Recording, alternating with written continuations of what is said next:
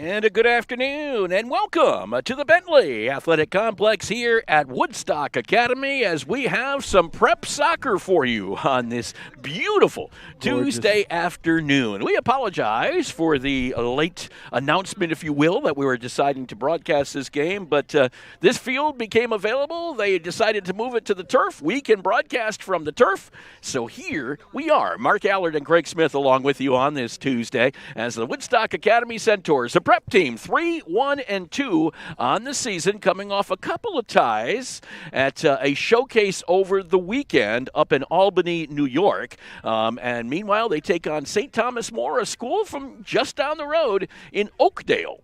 Been there many a time. Many a time. It's outside of Norwich, and St. Thomas More, the Chancellors, coming in for this contest. The first league game, St. Thomas More, Hoosac School, Putnam Science Academy, and Woodstock Academy, all in the same league when it comes to prep soccer.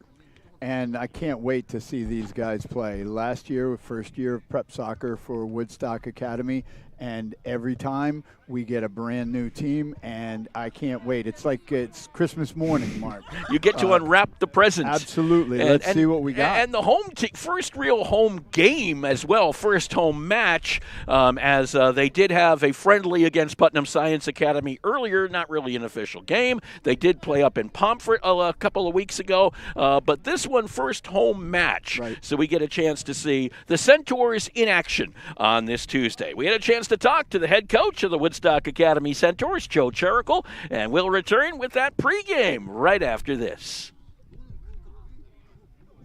When it comes to financial planning, one size fits all isn't a fit at all.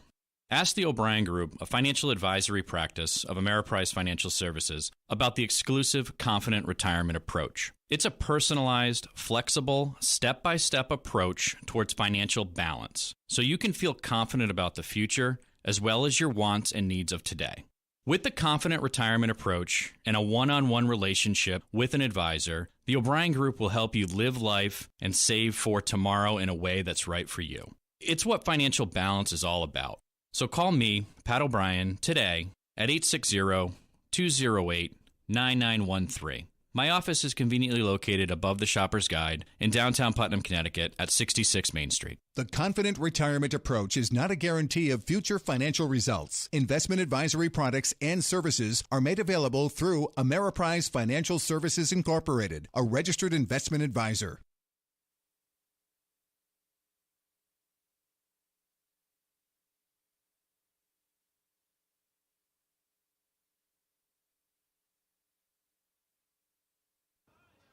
And welcome back to the Bentley Athletic Complex. Beautiful day for soccer as the Woodstock Academy prep team takes on St. Thomas More, the Chancellors, here on this Tuesday afternoon. Joe Cherical is the head coach of the Woodstock Academy Centaurs prep team. And Joe, you're off to a 3-1-2 start. Kind of an interesting weekend with a couple of ties in Albany, New York against a Montreal team and Western Reserve Academy. Yeah, it was a really good weekend despite the ties. There were probably over 100 coaches at the whole event, so we played well. Unfortunate not to get a result in our last game, but all in all, the guys got good views. Yeah, Western Reserve kind of came up and scored in that with 7 minutes to play, of all things. Yeah, I mean, they were a very good side, a traditionally very good program out of Ohio.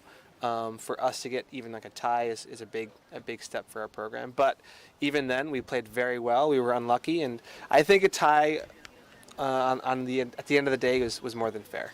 Yeah. You know, when you look at it, you've had a good season so far because you also have a nice win over Seton Hall Prep, which according to PrepSoccer.com, I think was in the top 5 in the country at the time. Yeah, they were number 3 by the time we played them. We certainly opened up some eyes with some college coaches just for the fact that was at Mainline. At our field alone, there were 70 coaches, and we passed out all 70 rosters that we had. And a lot of guys got good looks, and that really fed into this weekend in Albany. And that's really what it's about. We're at least piquing interest, and right now, after I would say a rough start in preseason, the game of the team is coming together. They have a good identity of who they are and what they want to be. And now it's just about executing it and getting a little bit better every day. I haven't had a chance to see you play personally, but what I'm hearing is, last year's team, and don't take this wrong, could have been a little bit more talented, But this year's team, more technical.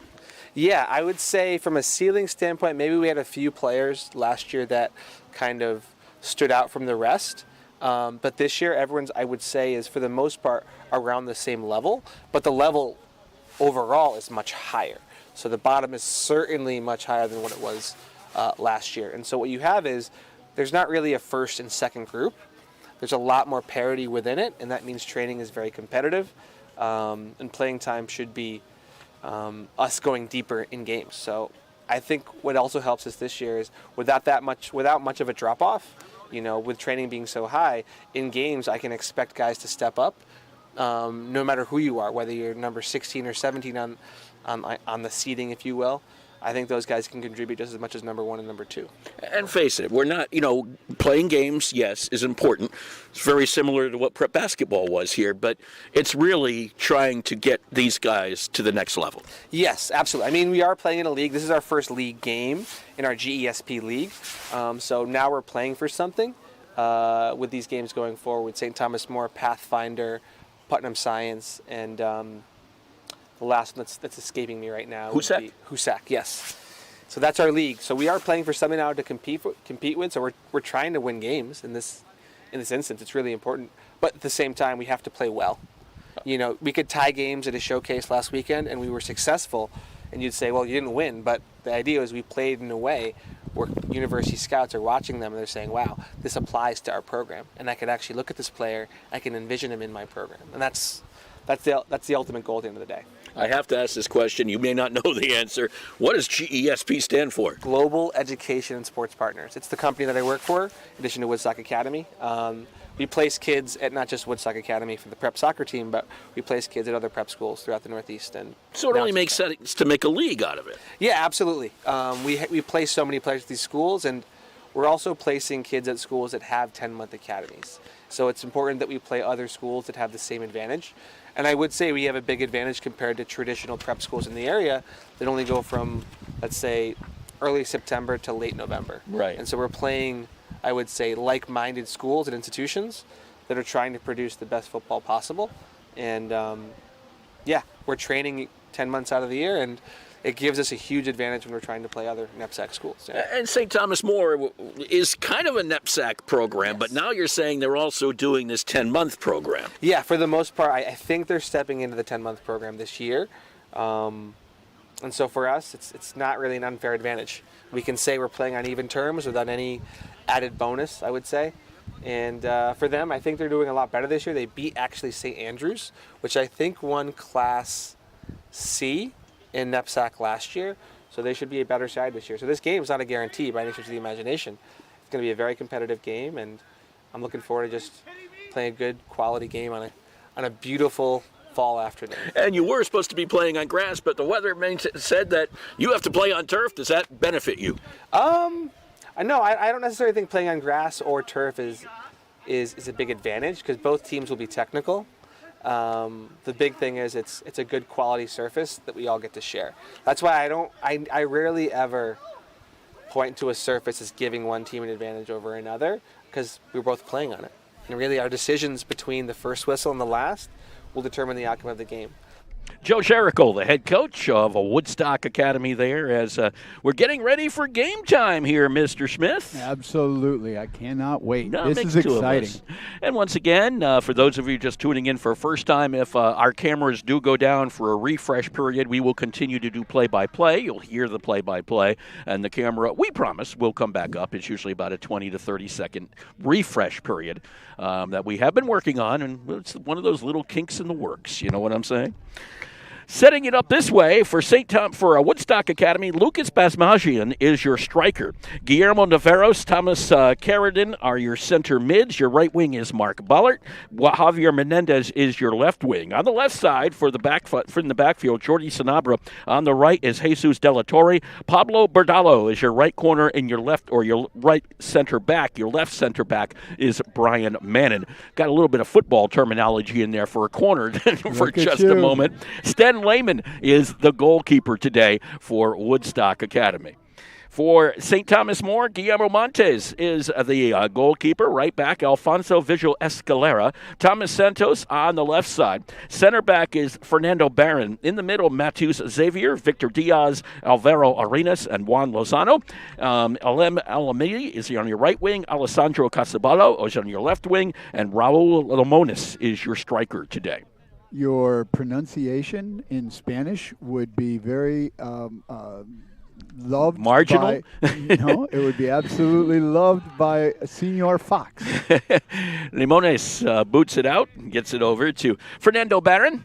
Barron down that right side, gives it up as he does. You're going to see a lot more possession in prep soccer than you'll see on the high school side, which tends to be a little bit more kick and run. Matthias Xavier brings it over to this near side and sends it over to Thomas Santos. Into the middle, ball knocked out of bounds. It'll be a throw-in down below us for Alvaro Arenas. For St. Thomas More in their blue and white unis. Wrong color blue. Woodstock Academy in the white uniforms with the navy blue and gold trim. That's the best color combination. Absolutely. That ball went out. Trying to see those yellow numbers on the back is difficult. Yeah, this could be interesting. I just noted that myself. This is not going to be a lot of fun, but I do know that throwing it in is Jesus De La Torre, as he will get into number 10. That would be Mark Ballard, who is wearing 10 today, not 27. He originally was 27 because they couldn't find the number 10. Guess what? They found the number 10. Good. Far side for Woodstock Academy. You are right. It's going to be tough into that sunshine out there in the right on that far side. This comes into the backfield. I do believe this would be Jordi Sanabra with it, and he sends it forward the other way. Might have been Brian Mannon, actually, sending it downfield. Picked up there by the Centaurs. And number 10 in real football is a lot like 23 in basketball. That's the number you want to have. That sends a message. If you're wearing number 10, you better be able to play. De La Torre to this near side, back into the middle. They send it back. And corralling it out there will be Pablo Berdalo. Gives it over to Lehman. Back over to the other side to Mannon. Stepping up is Paul Saiz right in the middle. And Lehman right now controls. And I have Sten Lehman in government and politics. And if Sten's mom and dad are watching, he's an awesome kid. Nice. He's a great kid. I had him in current events for a little while. Then he left me. I guess he didn't like it too much. Who knows? Thomas Corridon in the middle. Well, it's got to be tough. You don't know what the classes are. Exactly. And, obviously not being from the U.S., he is from Germany. And, we're doing current events of the U.S. as well as some world events. There's no question about that. Thomas Santos will bring it to this near side for St. Thomas More. Sends it down a little further deeper to Arenas, knocked away by De La Torre. And so there's Santos will. What's that? We have one referee, 2 linesmen. Absolutely. So it's a little different than a high school game. They're also playing 45 minutes instead of 40. Alessandro Casubalo for St. Thomas More. Tried to get it into the middle there and in the middle, sent to the far side, and a save off the shot by St. Thomas More. The first shot, the first save we've seen by Lehman. And we have a number 8 out there, don't we? Wouldn't you know, the first guy who takes a shot is not on their roster. Yeah. Picked up by the Centaurs into the middle. We do have a film person who knows most of their names, though. We'll try to figure it out, who number 8 is for St. Thomas More. Tall, right in the middle of the field. Yep. Maybe she can help us out. Throw in on that far side for St. Thomas More. Throw in will be knocked in the air. Then a little coming together out on that far side. Back out, and Lehman is going to come up for that loose ball. Just a quick throw out. You don't also see a lot of punting in this game by the goalkeepers. Ball control. Absolutely. Right down below us. They have the skills to bring it up, as you're seeing. De La Torre knocked out by Barron. It'll be a throw in for De La Torre right down below us. Ball art was down there. That is taken away as Corridon was trying to work for it. Still keeps it in play. Back over to Saiz and into the backfield. I think she has who our number 8 is. As with the ball is De La Torre over to Corridon. Corin Juan back over to 2. Lozano Well, is okay. number 8. He's listed as number 6. Number 6, okay, is number 8. Correct. Okay, that makes sense to me. And turn and burn. Thank you very much. Thank you. Raul Ooh, Limones nice with the ball. ball up ahead. Look at Lehman Stan. saves it right in front of Casabolo, who was coming in. So Lehman, not technically a save because there really was no shot, but by the same token, without it, it wouldn't have been. It would have been smart very play. bad. So a nice break in by Casabolo, but a nice stop by Lehman.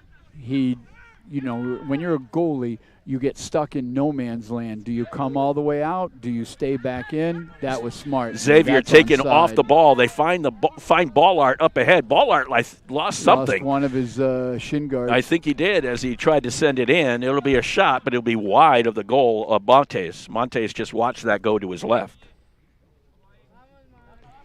So a shot by Ballart, but no save as it was well off the mark. And right now, the cool thing is to have the smallest shin guards humanly possible.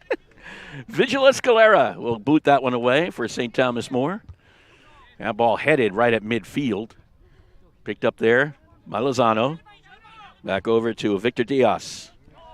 And this one will go out, and it'll be a throw-in for Woodstock Academy right down below. De La Torre throws it backwards. Got it over to Berdallo. Taken away. That was a dangerous move by Berdallo. As taken it away by Limones. It goes out, and it will be a goal kick out for the Centaurs. A little bit dangerous there. I've gone on record many times. Flat passes across your defense are dangerous. That was dangerous. De La Torre to this near side. Sends it to the back. That's Berdallo. Gives it back over to Lehman. Centaurs have not generated a ton of offense. That shot by Ballart was just really their first offensive move, if you will. Over on that far side, that's Lozano, who sends it back into the offensive end. The Woodstock Academy side.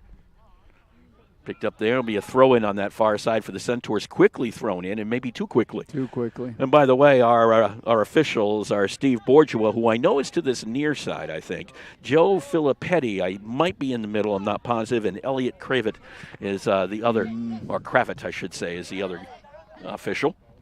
Ball is down to this near side. De La Torre watches that one go out. They're going to rule it off of St. Thomas More. So it'll be a throw-in for De La Torre once again. And again, he goes backwards with it to Berdallo. The majority of St. Thomas More players are from Spain, although they have England, Brazil, Italy, United States, Vietnam. Wow. United Kingdom. It's a worldwide squad. Yes, it is. As is much of Woodstock Academy. The boot downfield. That one knocked out of bounds by Victor Diaz. Well, for our listeners who might have gone to Woodstock Academy back in the day, this is just a great thing to be added to Woodstock Absolutely. Academy. Having these kids from all over the world and their attitudes and their educational abilities, it really helps. Adds to the classroom. Absolutely. Even a classroom like I was mentioning mine, I mean, you can talk about current events in a different way. Absolutely. Because you have a different viewpoint. And it certainly is helpful to the American students to see how their counterparts from other countries actually feel about things. I find it to be extremely helpful. Back into the middle is where the ball is right now as we pick up the play-by-play. Knocked forward by the Centaurs, headed the other way by Alem Almaty. Taken away from Limones. That'll be back into the middle. And here's Ballart coming around this near side. Ballart trying to fight his way against Santos. Knocked down on the play. It'll be a throw-in to this near side. Well, actually, it'll be it should be a corner. Is it a throw-in? Yeah, it went off the bleachers, the front of the bleachers. Did it hit the front of the bleachers prior? Okay, Yes. I'm sorry. I don't know. I think they're setting up a corner here. Yeah. I thought he had pointed down, but no, he pointed to the corner. So it should be a corner for Ballart. He's just waiting for a ball right now. The ball, I think, took off down the went out of the fence and down. And athletic director Brad Favreau's going to get some exercise. Yeah. He gets to go for a walk on this beautiful afternoon. So Ballart will take the corner, the first corner for either team. The left foot of Ballart sends it into the middle. Header backwards out, and that will go to the other side and will be a throw-in probably for St. Thomas More. I'm going to make an assumption, or will it be Woodstock Academy? Should it will be the Woodstock. Academy, yep. So the Centaurs retain possession. They say last touched by the Chancellors. Over on that far side, a throw-in for Woodstock Academy. Ball sent into the middle. Picked up there on the foot, knocked away briefly, right into the body. Two players collide. Ball comes loose. Picked up there by number 8, that would be Lozano. Right down below us, here's De La Torre, who boots it long. Montes actually comes out and catches it. Not really a shot on goal, as De La Torre just let it ride. Yeah, De La Torre wanted to get that a little bit more in the middle to see if anybody was coming in from the weak side. Nobody was. Escalera down that far side. Being watched out there by Menendez. This is Limones. Limones into the middle. A lot of space. Yeah, Diaz sends it in and just to the left side of Lehman. I don't think he touched it, so it'll be a goal kick out. But Diaz with a rifle on that one. You know, that should tell the defense something. You don't want to leave that space because they will rip. That was Berdallo trying to get it out of his own end. Sent off of De La Torre. It'll be a throw-in for St. Thomas More for Arenas. Right down below us again. Again it rolls out, and Arenas will get another throw-in. Arenas gets it into Casabolo. Over to Xavier. Xavier tried to center pass and knocked away by the Woodstock Academy D. Picked up out there by Basmagian. We have not talked a lot about our strikers so far. This is the first time we've mentioned Basmagian's name outside of the starting lineup. Barron. Smart change of field by the Chancellors. Escalera boots it downfield. Well, Joe Cherical did say he expected a little bit more from this team than maybe a year ago. They have a lot more talent out there from St. Thomas More, and right now it's been an even game. Well, everything last year was brand new for Coach Cherical and this team. And for St. Thomas More, to be honest. They're both teams. And now they've got a year of experience and coaching and familiarity. Berdallo decides to run that one out and almost runs into a St. Thomas More player. That was Xavier who took it, sent it across and to the right side. It'll be a goal kick out again for the Centaurs. It appears to me that the Chancellors are very opportunistic on their offensive end. They're, to use a hockey term, forechecking. They're coming up and pressuring Woodstock Academy in the defensive zone. And Woodstock, you don't want to be lackadaisical with the ball because the Chancellors are coming. So Lehman on the goal kick out. Over to De La Torre on this near side. Manages to corral it. Back to Berdallo. Berdallo sends it into the middle to Basmagian. Basmagian has it taken away by Barron. Ball still being contested, if you will, in the middle. This is Xavier bringing it downfield. Knocked away from Xavier by the Centaurs, straight up in the air. It'll come down right in Lehman's hands. Jordi Sanabra got a hand on that, got a foot on that ball. And by the way, if you are watching from Europe, which I'm sure some of you might be, you're going to hear a lot of American references to American football and to hockey, as opposed to references to the beautiful game. And we will call it soccer. Sent in and a shot to save. Football. That was a shot by Diaz once again. American football is very misnamed. Yes, it is. Oh. That was a little collision, Yeah, a little collision. And should be a free kick for the Chancellors. Matthias Xavier will take it from just about 24 yards out. And you'll see that the defense just stands in front of them, even though they know they're going to get moved back, just to give the defense a chance to get set up. Well, you'll have to give them 10. And they do back him up now. The nice thing is, since this is taking place on a football field, it's an easy 10 yards. Right? Now he's going. This is Xavier with the left foot. Sends it. Now just headed the wrong way, but a little follow-up was picked up. It was Lozano, I think it was Lozano, who got that second opportunity that Lehman had to make the save on. That was a very pretty set piece. It went over the top of Lemonis, but it wasn't Lemonis he was searching for. It was Lozano coming in from the right side. Now a call that will go against St. Thomas More. No, against the Centaurs. I'm sorry. Push or offside? Offside. Santos with the ball. Santos over on that far side. He got it over to Almaty. And chasing after it will be Sanabra. And knocked back in by Almaty. And it'll be a throw in on that far side once again for Sanabra. Sent in there. Ball is knocked out. Be a throw in again for the Centaurs. Just moving it up by throw ins.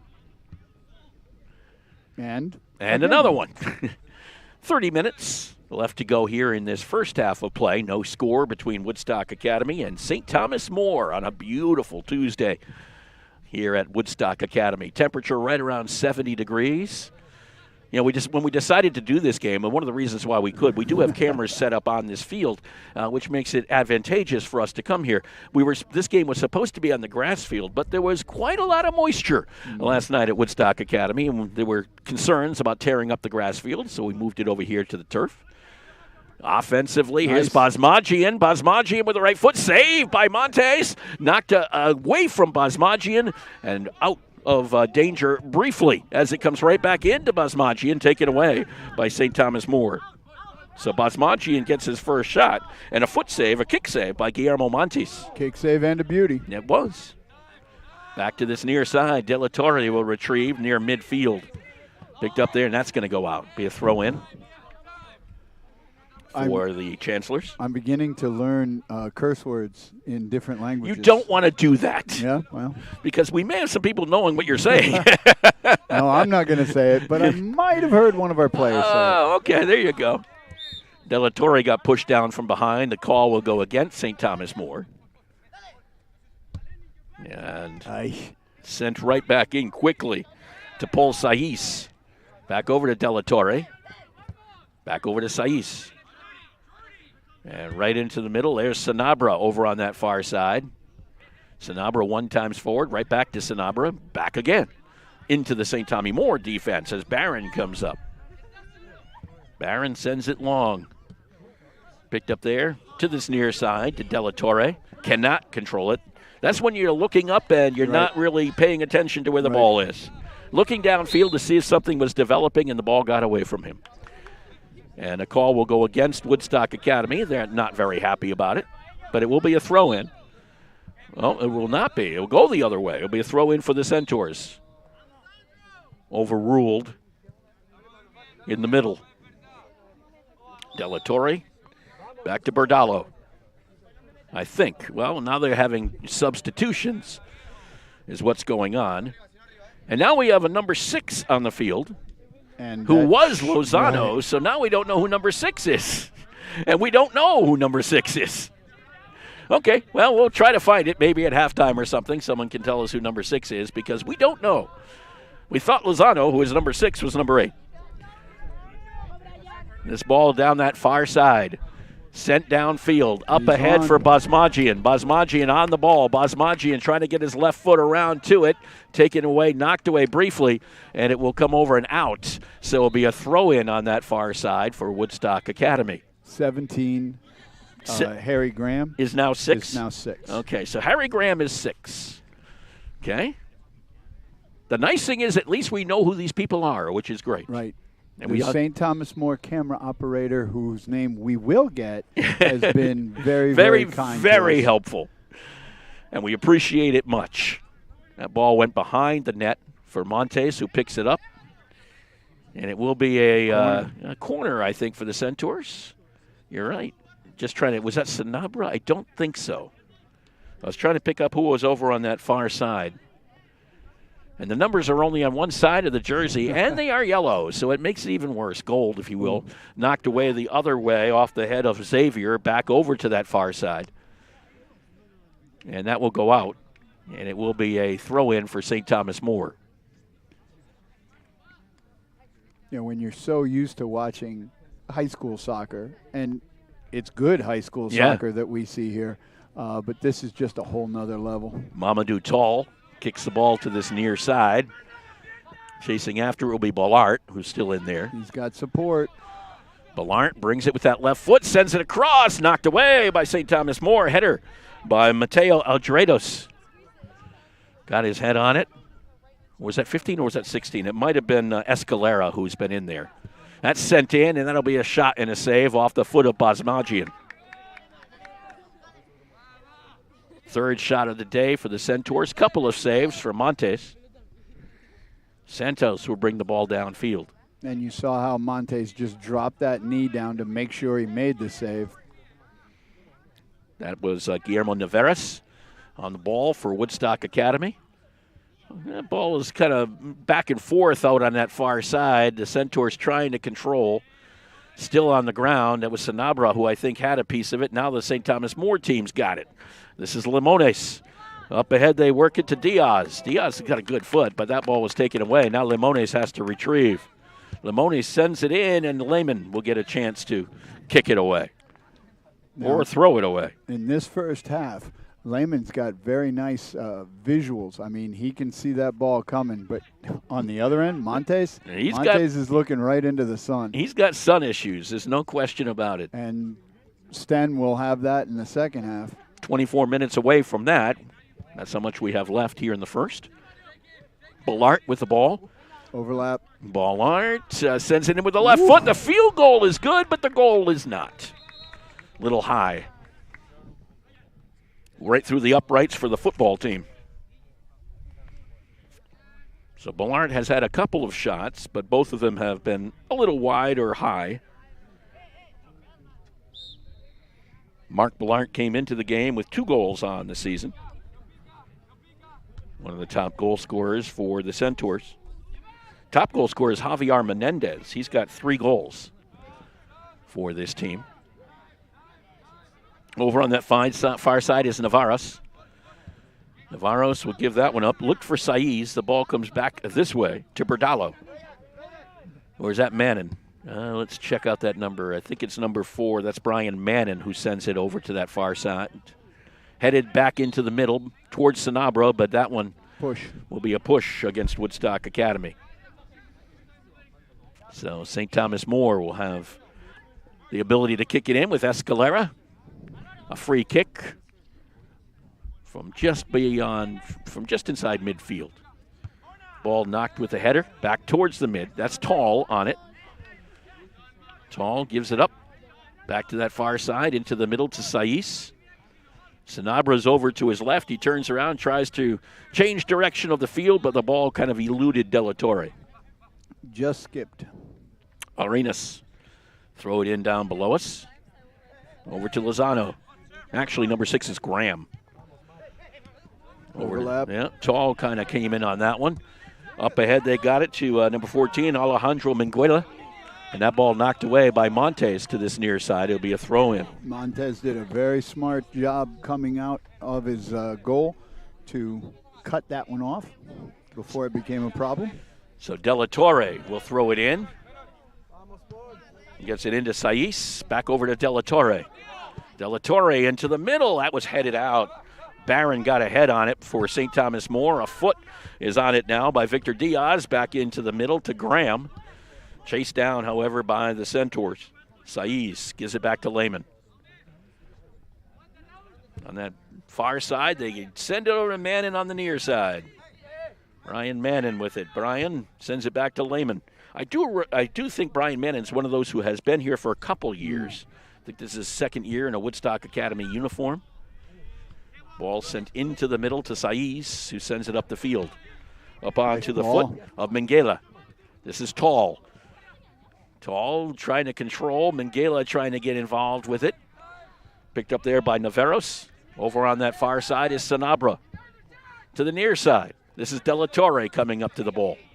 Over to Ballart. Back into the middle. Back over to Ballart. Ballart tried to get it into the middle. Couldn't. St. Thomas More does a nice job of cutting that off. Back to Escalera. And Escalera with the right foot back over the 30.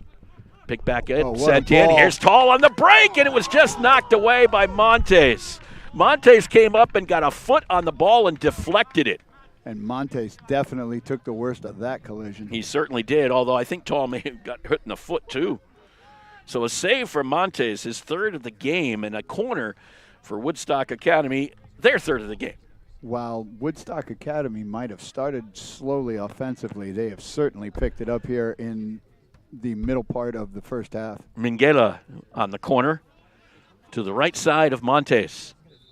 Yeah, they have five. Both teams now have 5 shots in the game or in the match. So Minghella just kind of turned it around a little bit and then quickly gives it up. Sent in long. That one's headed for my car. And there goes Brad Favreau. Off to the races. To another one. Chase another one down.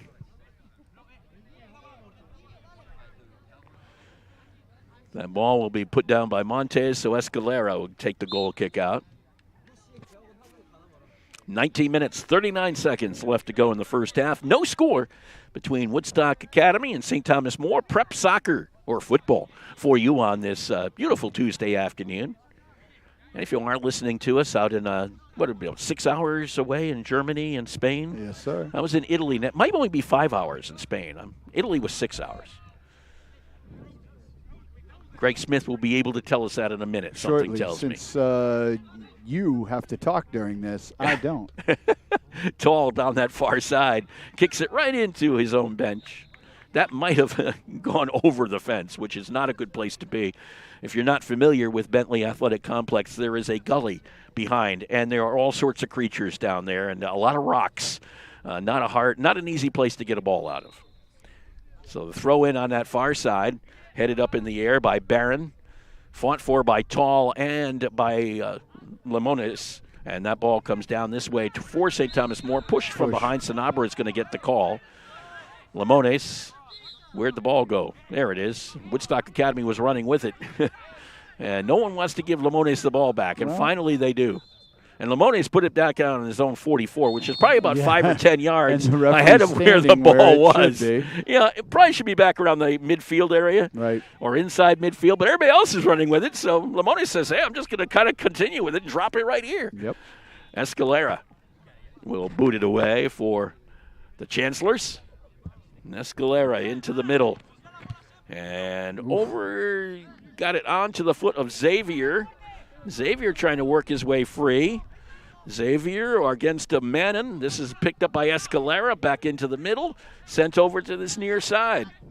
Picked up there by the Centaurs, downfield to go. Tall on the break. Montes comes out. Tall tried to get there. Montes pushed his own player aside to get to that ball and boot it downfield. Barron took a tumble because Montes just said, get out of my way. Hey, sometimes you got to do that if you're the goalie, right? Mark, it's almost 11 o'clock in the evening in Germany. Oh, there you go. So down the other way we go as Bullard gets a handle on that ball to Della Torre to this near side. Della Torre with that left foot blocked out by Thomas Santos. That ball will be a throw-in on this near side for Woodstock Academy. Della Torre would do so. Looks to Bullard, gets it there. Ballart right down in front of us. Ballart into the middle. The other way it goes as Jamais. Oh, I was afraid of this one. Sanahua. There you go. I was told by Joe Cherical, just call him Jamais, but it's Jamais Sanahua, and I just, we'll get to that as we go. But Jamais is a good way of putting it, right? Absolutely, and this is a dangerous place to have a free kick. Yeah, direct kick from just outside the box. It looks like. And Tall was run over by the defense. Now, Yuri Never, speaking of tall, is number 9, and he's kind of tall. He was going to try to get into the wall. And right now it's Sanahua who is going to, I think, get the kick here. But then again, they could play a game with this a little bit too. So Sanahua steps away. And now the wall is being set up in the box. Just trying to pick up the number of the player who has it. Right now it's Ballart on one side. Montez directing his defense. Is that Minghella who might be taking this? Instead it will be Ballart. No, Ballart faked. They give it the send through and it just to the left side. Paul Saiz was the man who took that free kick from about 20 out. And it just went to the left. So the 6th shot for Woodstock Academy. Still nothing has gone inside the net, however. Ball back around midfield. Handling it was Barron. Down below us is Santos. Working along this near side. Lots of bodies down there as the ball rolls out. Be a throw in for St. Thomas More. Escalera. Oh, maybe not. I don't think they're happy with each other. No. Oh, they're not happy. Oh, they're with happy the ref. because the official said the other way. Yeah. De La Torre into Saiz. Back over to De La Torre. Back to Saiz. Oh, maybe not. Spoke too soon as Xavier got in the middle of that. Xavier looking to send it into the middle. He is battling De La Torre deep inside the Woodstock end. Ball is knocked back into the middle. Here comes St. Thomas More. A little bit of a battle there inside. Back into the middle. That ball is just being popped around kind of nonchalantly, sent in by Xavier, and Lehman's got to make the diving save. I don't know if that was a little too nonchalant, if you know what I mean. I do, and you wonder. But when you've got Sten Lehman back there, he makes up for some problems. Tall gets it kicked away from him. Was looking for Ballard on the other side, or on the near side. Xavier with it again for St. Thomas More. Battling against Ballard. And there's going to be a call against Ballard, something tells me. He kind of tied up Xavier. And it'll be a free kick now for St. Thomas More and from again, about. Xavier tries to move it forward. Yeah, try to get it up to about the 25. Yeah. No, back here, son. Back to the 30. So about 40 out, 40 yards that is. And Ballart's going to be told to give him some space. So he steps back his 10 yards. Xavier kicks it. That little curl into the middle, and it will roll out. Mangala chasing after it, but I think he's just going to shield it and we'll let it roll out. And a throw in deep in Woodstock Academy territory. Sanabra will take the throw in. Shadows getting a little lengthy over on that far side of the field. You got to figure the sun goes down in this neck of the woods at about 6:15, 6:20 now, something like that. 6:36. Oh, okay. You have all the answers. I do. You have all the answers. Of course, it's his watch that has all the answers, but that's correct. besides the point. Well, it's Professor Google. I'd like to thank Apple. That was Tall who sent it to that far side to Sanabra. Oh, hit him. Hit him. Picked up in the middle. Back over to the other side. They will try to change direction and get it over to Mannon to this near side. I like it a lot better on the near side with these numbers. I will tell you that. That ball headed out by Ellis Demelweek, who's in for the first time. It'll be a throw-in for Woodstock Academy. Demelweek collided with the Woodstock Academy player over on that far side. This ball is taken and kicked backwards towards midfield. Now tried to be centered, but is picked up by Xavier. Xavier's got a little help downfield, but it will be corralled instead by Sanahua. That ball will go out. It'll be a throw-in for Woodstock Academy. Throw-in for Jaume from Spain. Actually, it would be Sanabra. He's also from Spain, so I guess I'm okay either way, right? So the ball goes back to Minguela, back over to Sanabra, and that ball is taken away by St. Thomas More. Limones will send that one deep into the woods. Yeah, there's one for a happy fan. A happy fan or a happy bear? I just don't know which. Well, we have a second, Mark. Mr. John Rigney would like to let everyone know that there's a leadership conference on October 27th, sponsored by Woodstock Academy on South Campus. Workshops to develop leadership skills and inspire students to grow, designed for 8th graders through high school. More information available on Woodstock Academy's website. There you go, woodstockacademy.org. Which is where you're watching this game. Well, actually, you're watching on the Woodstock Academy YouTube channel. Oh, nice ball. This ball up ahead to Tall. Tall. Montes comes out. Tall gets by Montes. Montes has to get quickly back to the goal. It's in front. Picked up there by Demelweek, and Demelweek got rid of it. Wow, that was dangerous. Yes, it was. Tall sent it across, just could not get enough curvature to it just was too far beyond the goal and had no one there and was just trying to find that far post, but Demoweek got there first. Montes flew out at Tall and was able to distract him enough. Sanabra had saved that one, but Demoweek's got a header on it, and that ball goes back out to that far side. Should be a corner. And it will be a corner, I think. And Minguela usually has been taking it, or will it be Sanabra? The ball went over to the Woodstock Academy bench. No, actually, Sanabra was going to the sideline, so I think it will be Minguela. With 10 minutes to go in this first half. Short corner. Sent in by Saiz. Montes tried to come out, knocked away again by the defense, picked up right in front by Ballart. And Navarros could not get a foot on it. Instead, here comes Yuri Never. That ball knocked back into the middle of the field, back out to Mannon. Mannon kicks it to that far side, corralled by the Centaurs. Great change of field. Gala up ahead. Centaurs, a collision over there. Tall tried to save it. Goes straight up in the air, comes down. Ballart is looking at it. A couple of Chancellors right there. Della Torre now on it for the Centaurs, knocked out by Escalera. Throw in for the Centaurs deep in Chancellor's territory.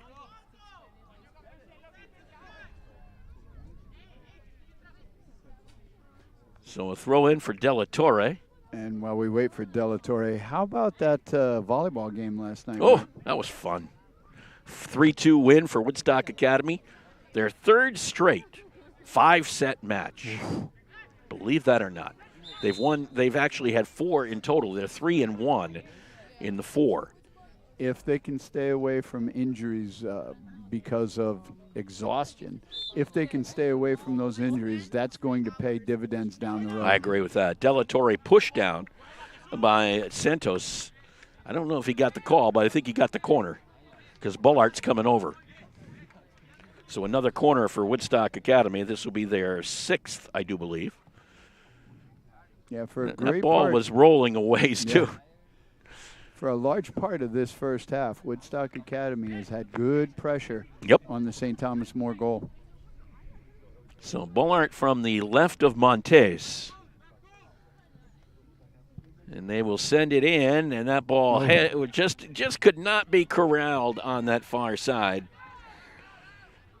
And it'll roll out, so it'll be a Sanabra throw-in over on that far side.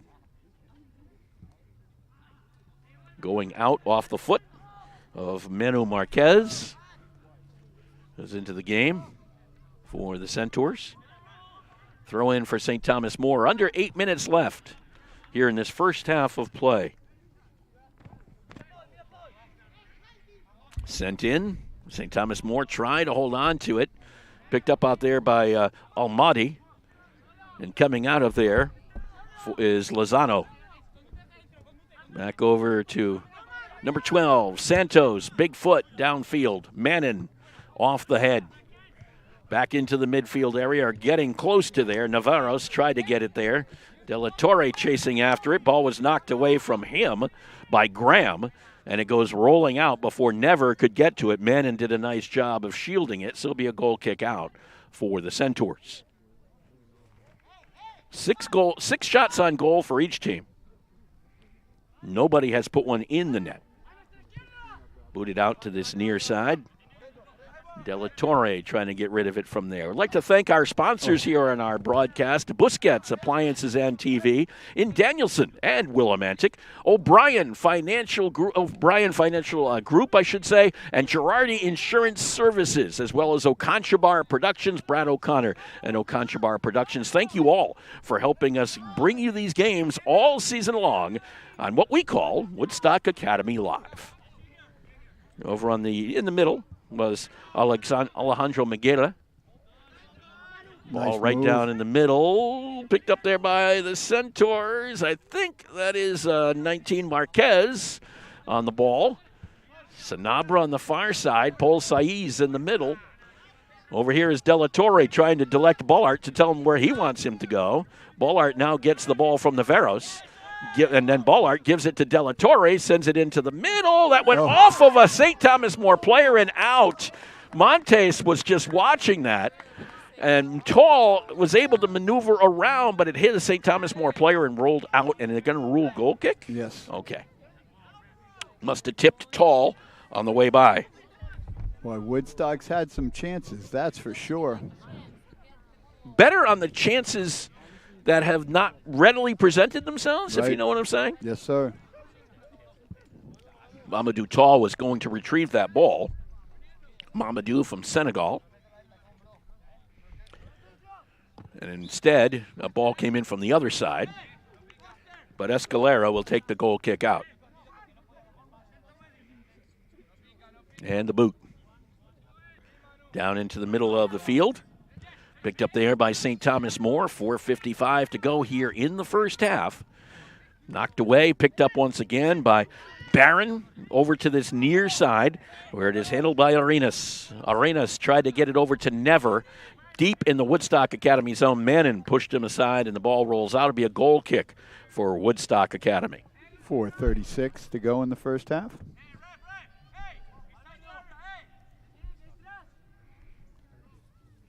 As a goal kick out for the Centaurs. They boot it downfield.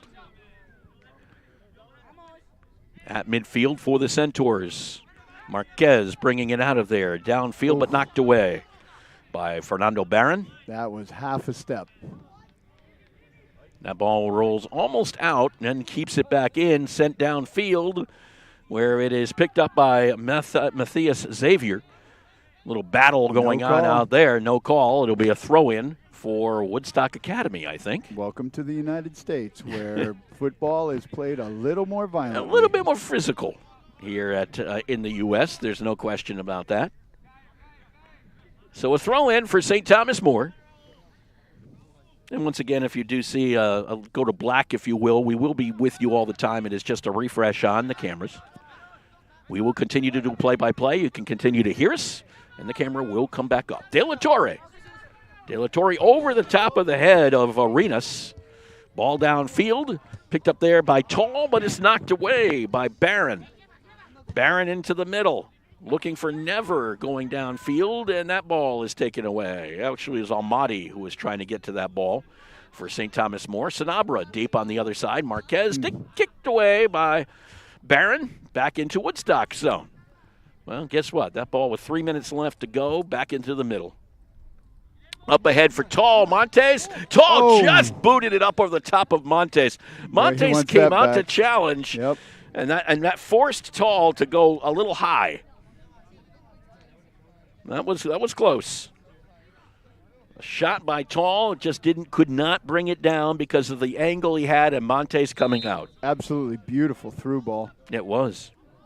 I don't think Montes thought Tall had a chance to get to it, to be honest. But Tall's got a pretty big reach.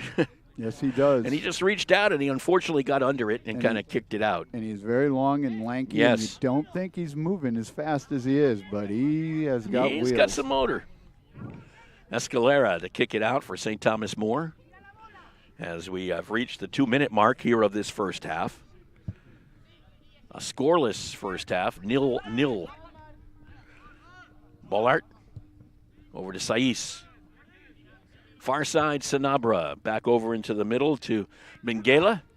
Taken away there by Barron, trying to bring it downfield by himself. He's bothered by Minghella, and Minghella is going to get called for the infraction. Free kick for the Chancellors. Right at about the 31-yard line or so. 40 yards out for the Chancellors. Not a problem for players of this level. No, probably not. Xavier looks like he will take this one for the Chancellors from deep, or from far out, I should say. As we've come under a minute and a half to play. First half. The boot and into the middle, and Lehman will watch that one go off to his left. So both teams are going to wind up with about 7 shots in this first half. 1 minute to go in this first half. Centaurs did play to a scoreless tie against a team from Montreal over the weekend at Next Level Elite, or Next Level Showcase. out in Albany, New York. So they're not strangers to a scoreless tie.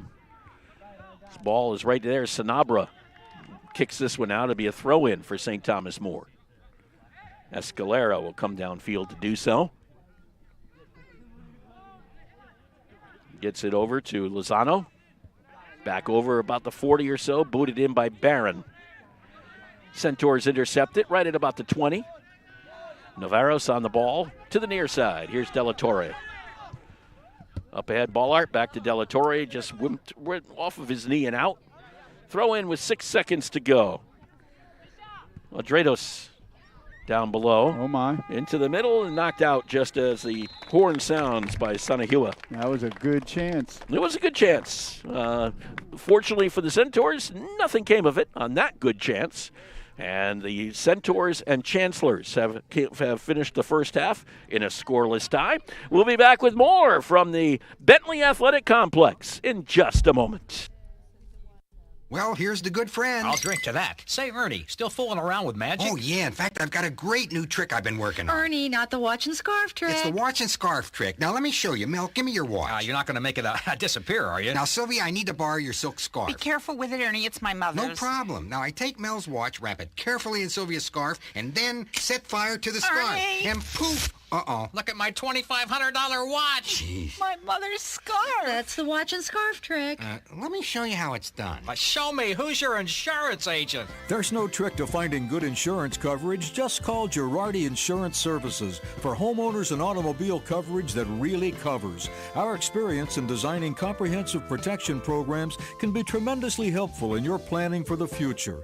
You never know what's going to happen next, so know you're ready for whatever happens. When they ask who's your insurance agent, say Girardi Insurance Services, your independent agent. We're the answer. See them online at GirardiInsurance.com. Hi, this is Jeff Busquet. And Kaylin Busquet of Steve Busquet's Appliance and TV, your hometown appliance store. We've been committed to providing the lowest prices and best customer service in the area for over 35 years, and we are excited to continue this tradition at our newest location, now open at 600 Main Street in Willimantic. We carry and service your favorite and most trusted brands of appliances, TVs, and furniture. We know you've all heard about back orders in the appliance industry, but at Busquets, our salespeople can find you what you're looking for in stock and ready to be delivered. Amana washers and dryers are only $4.89 each. Whirlpool front-load washers and dryers are only $8.49 each and can handle a king-size comforter. Frigidaire 18-cubic-foot refrigerators are only $6.75. And just arriving, a new batch of Scratch and Dent appliances at our Willimantic store. Scratch and Dent are brand new with a full warranty. We have 18-cubic-foot refrigerators for $5.99. Side-by-side refrigerators start at $8.99. And remember, at Busquets, we service everything we sell and take a year to pay interest-free. Check us out at one of our locations in Danielson and Willimantic or online at BusquetsAppliance.com. Pay more, what for?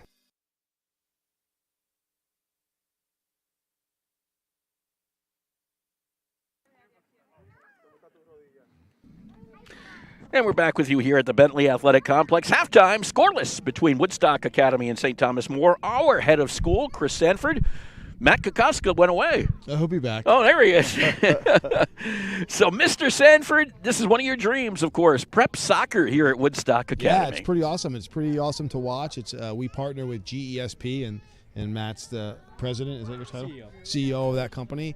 And it's a great program here at the school. You know, it isn't, you know, we are part of a public school athletic league, so we have to build these programs outside of that in order to provide opportunities for our students, and this is a great one. And no question about that. And Matt, I think it stands for Global Education Sports Partners? That's correct. And this is kind of a league we have going now with St. Thomas More, us, Putnam Science Academy, and Hoosac School, right? And in addition, there's another program called Pathfinder in New York. Pathfinder. So there's five teams. 5 teams, it's okay. our inaugural, I always struggle with that word, season.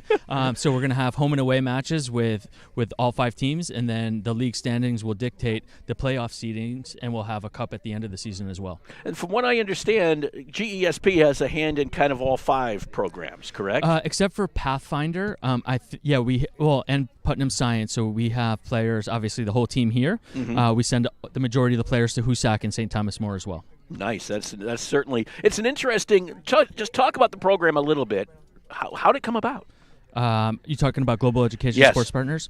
Yeah, so I went to boarding school myself. I played collegiately at St. Lawrence University soccer after I was an educator when I taught biology for about 12 years. But my last 5 years were at the Kiski School, which is an all-boys boarding school. And there I was able to start recruiting both domestically and internationally, and I just loved the recruiting aspect. My last year I moved into admissions and really understood that world.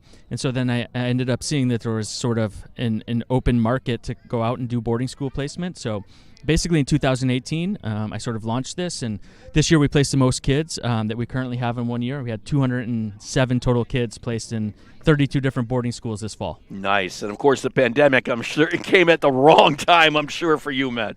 Yeah, but you know what? We rebounded well, and it's exciting. We just had a conference, and people from 14 different countries came, and we had 20 different boarding schools. So we have some great momentum, and excited to be in our second year here at Woodstock. It's been great, and our group this year, from everything that I've heard, has been great on the field, in the dorm, in the classrooms, and that's the thing I'm most proud of. No question. Mr. Sanford, let me ask you a question. Just as far as our international students, many of whom are on this field today, what does it add in your mind to Woodstock Academy?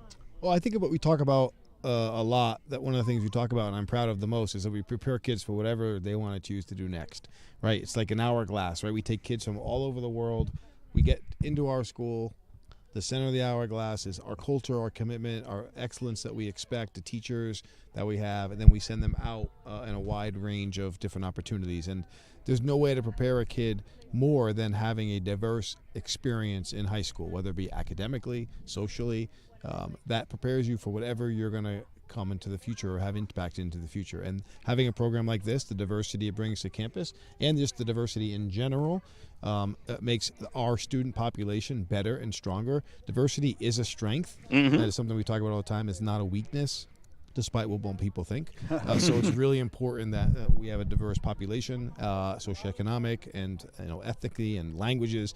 There's nothing better than me walking through the halls of the academy and hearing kids speaking 3 or 4 different languages on my way to the cafeteria. Absolutely. I really love that. And as somebody who's taught at the academy since the Hills were formed, I have to tell you, so much of my career was just Northeastern Connecticut kids. This adds a different perspective, a different way of looking at things.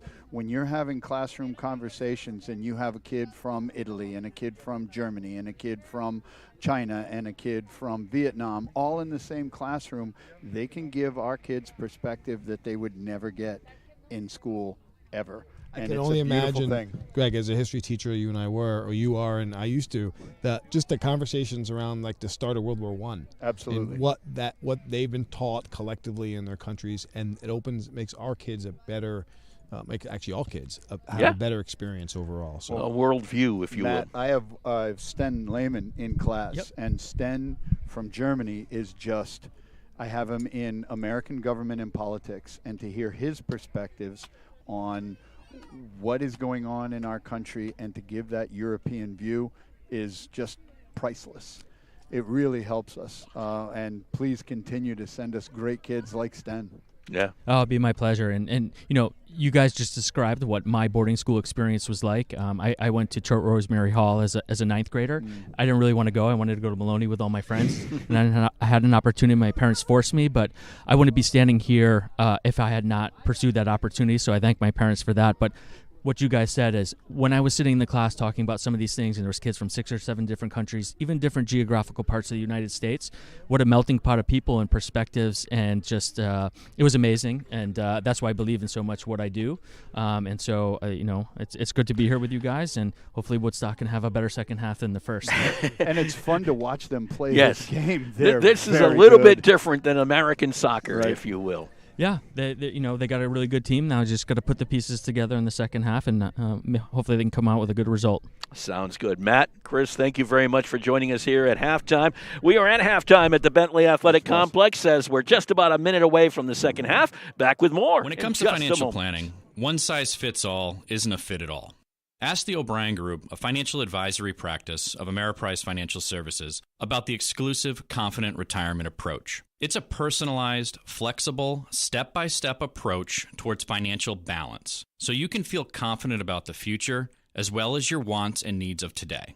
With the confident retirement approach and a one-on-one relationship with an advisor, the O'Brien Group will help you live life and save for tomorrow in a way that's right for you. It's what financial balance is all about.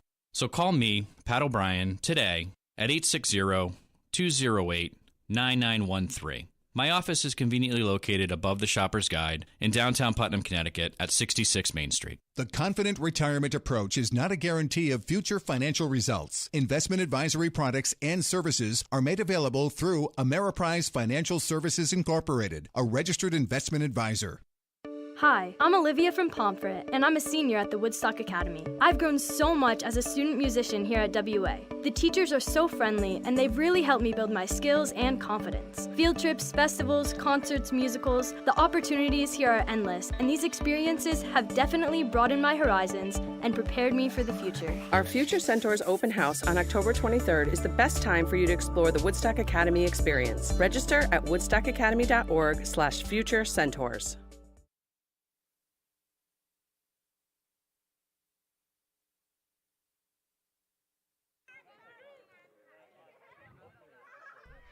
Welcome back to the Bentley Athletic Complex. Fresh 45 minutes on the clock. No score on the board, though. Zip, zip. 0-0, however you want to look at it. It was a very well-played first half from both teams. I'm really looking forward to this second half. New goalie for Woodstock Academy, Mario Alvarez, is in goal now for Woodstock Academy. And Mario's got to contend with that sun. Well, yes.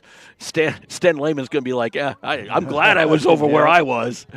Luckily, well, it's sun right now. There will be some shadows coming there because they're getting lengthy. They're almost entirely engulfed in shadow up to midfield now. So as we're getting later in the afternoon, St. Thomas More with the ball on the throw-in to this near side. Picked up by kind of sent into the stands by Thomas Corridon. Be a throw-in for St. Thomas More. Juan Lozano. Actually, Escalera will take it for St. Tommy More. That ball kicked up in the air, comes down, and it'll be knocked away by the Centaurs, but it'll be a corner for St. Thomas More, last touched by Jaime Sanihua. And the corner will be taken by Matthias Xavier. Not many corners for St. Thomas More in the first half. I think they didn't have any. No. I didn't remember one, and I didn't mark anyone down. So this is the first. Xavier will take it to the left side of Alvarez.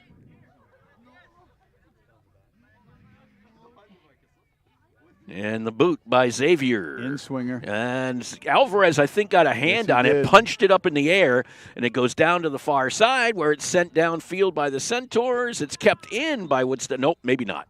Be a throw-in for St. Thomas More on that far side. And that's what I love about having a linesman instead of two referees, is he gets to see that line clearly. Absolutely.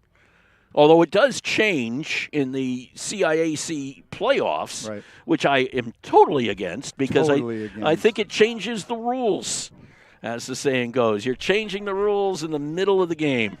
And, you know, as a basketball coach for so many years, when they go to three-man teams, I hate it because they're not used to playing three-man. Down to this near side. That was Lucas Basmagian on the ball. Sent into the middle, but it will be an offside call, I think, against Woodstock Academy. So it'll be St. Thomas More. Yep. Late, though. Yeah, it was getting ahead of the field. I think it was Marquez over on that far side, but I'm not positive. Trying to pick up his number. Remember, those gold numbers are tough. Barron sends it over to the far side, still in the midfield area for St. Thomas More. They send it into the middle. Xavier got a foot on it, trying to get it away from Corridon, who sends it over to the far side. Picked up there by Menon for the Centaurs in the back. Kind of dribbled off the ball, fell off the ball. Up forward and a save by Alvarez off a shot by Limones. You know, that defensive mistake by Woodstock led to a very nice chance. Yeah, not bad at all. That was Sanahua who cleared it out of there for Woodstock Academy. Back into the middle, back onto his foot. And over to this near side is Sanabra, who we've only seen on the far side until now. This is Basmagian right down below us, and he got the ankle of Lozano, and it'll be a free kick out for the Chancellors here near midfield. Escalera Alfonso Vigil Escalera. Great name. I love it. Fernando just Barron. Like Greg Smith. No, that's rolls off the tongue. Yeah, but you can't do too much rolling of anything No, in there. no. No, you can't. Escalera, Lozano, Barron in the middle. Barron will boot it with his right foot downfield. Got a couple of players down there, including Casabolo. Casabolo cannot control. Marquez over on that far side, bringing it downfield. I think that's Corridon on it now to Mamadou Tall. Back into the middle, picked up by Escalera. Back into the middle. Woodstock strung several passes together, but were unable to complete. Call against the Centaurs. Free kick for the Chancellors. And who's going to take it? No one else but Xavier. Xavier from the 47. Just underway here, second half. Xavier boots it downfield. Header is right back upfield by, I think it was, I'm trying to pick that up, Ballart maybe? That ball knocked out. It'll be a throw in right down below us for Xavier. Xavier looking at Almaty. Instead, we'll give it over to Escalera. This is Mamadou Tall for Woodstock Academy. Basmagian taken away by Escalera. Briefly, Basmagian did not keep it from going out, but they will rule. Oh, he's saying St. Thomas More. Well, it was out before that, to be honest. I was watching it, and they didn't call it when it went out. But it was off Basmagian. I'll give him that one. This is Barron over by his own goal. Barron sends it downfield and over the top of a teammate. And it ends up in Woodstock's hands. Tall turns, fires, and long and high. And the field goal's no good. Field goal. I don't think it got inside the uprights. Tall just leaned back. Yeah. And when you lean back, when your shoulders go back, the kick goes high. Getting some results here from field hockey. NFA defeated Woodstock 4-2 today in field hockey. Carolyn Harris scored a goal, and Maggie Marshall also had a goal for Woodstock Academy. So 4-2 was the final NFA over Woodstock today. Caroline, I'm sorry. Did I say Carolyn? Yes. Okay, my bad. Down below is Sanabra. Ooh, nice Tall with the body on it. Tall shoots. Oh, just to the wide of the far post. Wow. If he was offside, it was only by a heartbeat. Oh, did he call offside on that he one? did. I'm sorry. Couldn't give him a shot. I thought that was a good effort. Just wide of the far post, though. I did not see the call from the far side. So it will be a goal kick out. Or not really a goal kick out as much as a kick out from about, just beyond the 10. So that is Escalera. Over to Santos on that far side. St. Thomas More will get another chance to throw it in. 7 minutes into the second half here. Tell you, when that sun goes down, it gets a little chillier. Yes, sir. It's that time of year, isn't it? Almost October. Ball comes into the middle of the field. Woodstock Academy trying to clear it on out of there. Sanahua sends it forward. Barron is going to watch Sanabra come in. Here comes Sanabra with the header. Gets a foot out into the goal for Woodstock Academy. Sanabra got ahead of the field and made it a 1-0 game as he just broke in and beat Montes and just flipped it off his left foot. Sanabra cut inside and just touched it with his head to get past Barron, and then, boom, put it past Montes for the goal. That was a thing of beauty. That was a hustle play, Mark. Jordy Sanabra makes it 1-0 Woodstock Academy. Does so at the, 8 minutes and 27 seconds in. Well, 7 minutes and 27 seconds in, I should say. So a 1-0 lead for the Centaurs. This is Limones. The one thing you do not want to see is a goal scored on the other side here, because you always know you are most vulnerable right after one of your own goals. 5 minutes on either side. Yep. Of halftime, 5 minutes after a goal. You're very susceptible. Escalera will throw it in from down below us. Escalera gets it into, Almaty was pushed aside. It went off instead of Corridon. Picked up by Saiz over to that far side again. Right down the middle now for the Centaurs. Basmajian, a little bit of a kind of a scissor kick, more so, but it ended up in St. Thomas More's. From behind. They're going to get the call against Basmajian. Yeah, he's going to get a chat here because he did come in from behind and did take down a St. Thomas More player. And I think St. Thomas More is asking that same question. It is a card, a yellow card against Basmajian. As down in still on the field is Xavier for St. Thomas More. Yeah, he's in some pain grabbing that left ankle. Woodstock Academy's training staff coming on. So we're going to have a stoppage of play here while this takes place. Xavier's down, and as he is, we're going to take a short break. We'll be back with more from the Bentley Athletic Complex, 1-0 in favor of the Centaurs.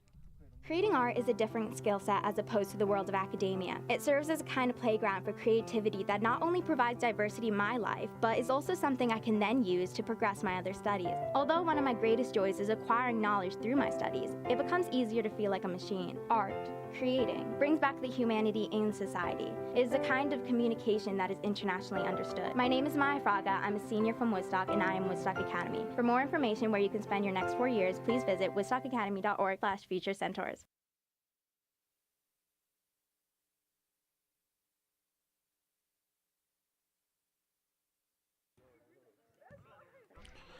Xavier went off the field under his own power. And it will be a free kick for the Chancellors from just about 32 out, make it 42 entirely. Limone sends it in. Alvarez is going to catch that one off of the kick. And I don't know if he can see right now because he was looking dead into the sun. All he knew is that something ended up in his hands, and he was hoping it was the ball. Ball back into midfield for the Centaurs. This is Sanabra. Owns the only goal today. He and Saiz playing a little back and forth. Now they try to get it up ahead. Javier Menendez was up there. Tall was up there as well. Booted back the other way by Santos. This is St. Thomas More. Back to Santos. Lofts it downfield. Trying to get it over to Casabolo and could not. Back into mid. Picked up there by the Centaurs. Minguela for Woodstock Academy, but the ball comes back all the way to Alvarez. And Alvarez will boot it on out of there he won't boot it long. He'll keep it over, as we say, a controlled kick out. Very ball control, very smart. Tall with the ball. Back the other way. Take what you're given. Escalera. Barron. Trying to get around the defense, back into the midfield, kind of went by Lozano.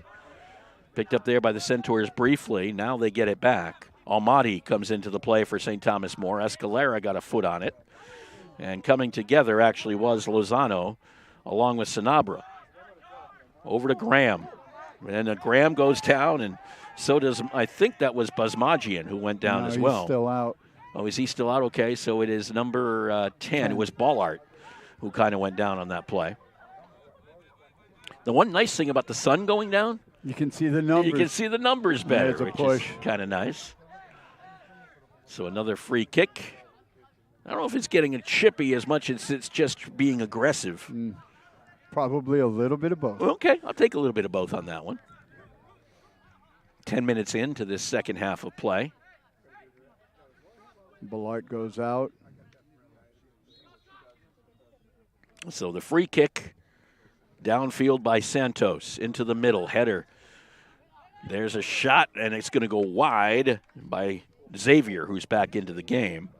After getting hit in the ankle there, it doesn't look like he's worse for the wear. Yeah. Not really a shot. It went very wide of Alvarez over there in the goal. Yeah, but Brad Favreau was very happy that fence was there because he would have been traveling for quite some time. Mannon just looked like he did something to a hamstring or something. He went kind of forward and then to the ground, and now he's back up and he says he's okay. Throw in for St. Thomas More. Over on that far side, Xavier with the ball. Still fighting for it right around the end line. It came out of there somehow. And back upfield is where it is. Here's Tall. Tall looks left, gives it left, comes down and over to Menendez. Javier Menendez into the middle. One times it forward. Now backwards over to Corridon. Corridon tries to bring it up. On to Tall. A little backflip. Didn't work. Escalera got in between things there. In between him and number 14, Minguela. And with the ball is Sanahua. This ball will roll out. You may hear, and once in a while you can kind of pick it up from the field if they're close enough. A lot of language, but again, it's Spanish more so. That is really the language that most of these players speak, but not all. Right. And if anything, if Joe Cherical was saying he's been trying to do is kind of figure out a universal You language need to be for the this United team. Nations out there. You really do, because it's kind of tough. That ball went way out, so it will be a throw-in over on this near side. In talking to Sten Lehman, I said to him, how do you communicate with your defense? Do you speak Spanish? No. Nope. Do they speak German? Nope. We all speak English. Kinda. Yeah. Yeah. I mean, but again, whenever you're on the field, you got to remember you kind of revert to the native tongue in the spur of the moment. And Cherical says that's sometimes very difficult. Yeah. Just to get the communication down. Look at that ball control. And look at it being taken away by St. Thomas More. Unfortunate. On your back. Back into the midfield. Right down below us is Sanahua. Jamais sends it across the field to Mannon. Mannon back into the mid. Picked up there by St. Thomas More. Harry Graham up ahead to Xavier. Almaty was up ahead, knocked away, kicked away by Sanabra, the long boot. Downfield, and it'll be Montes.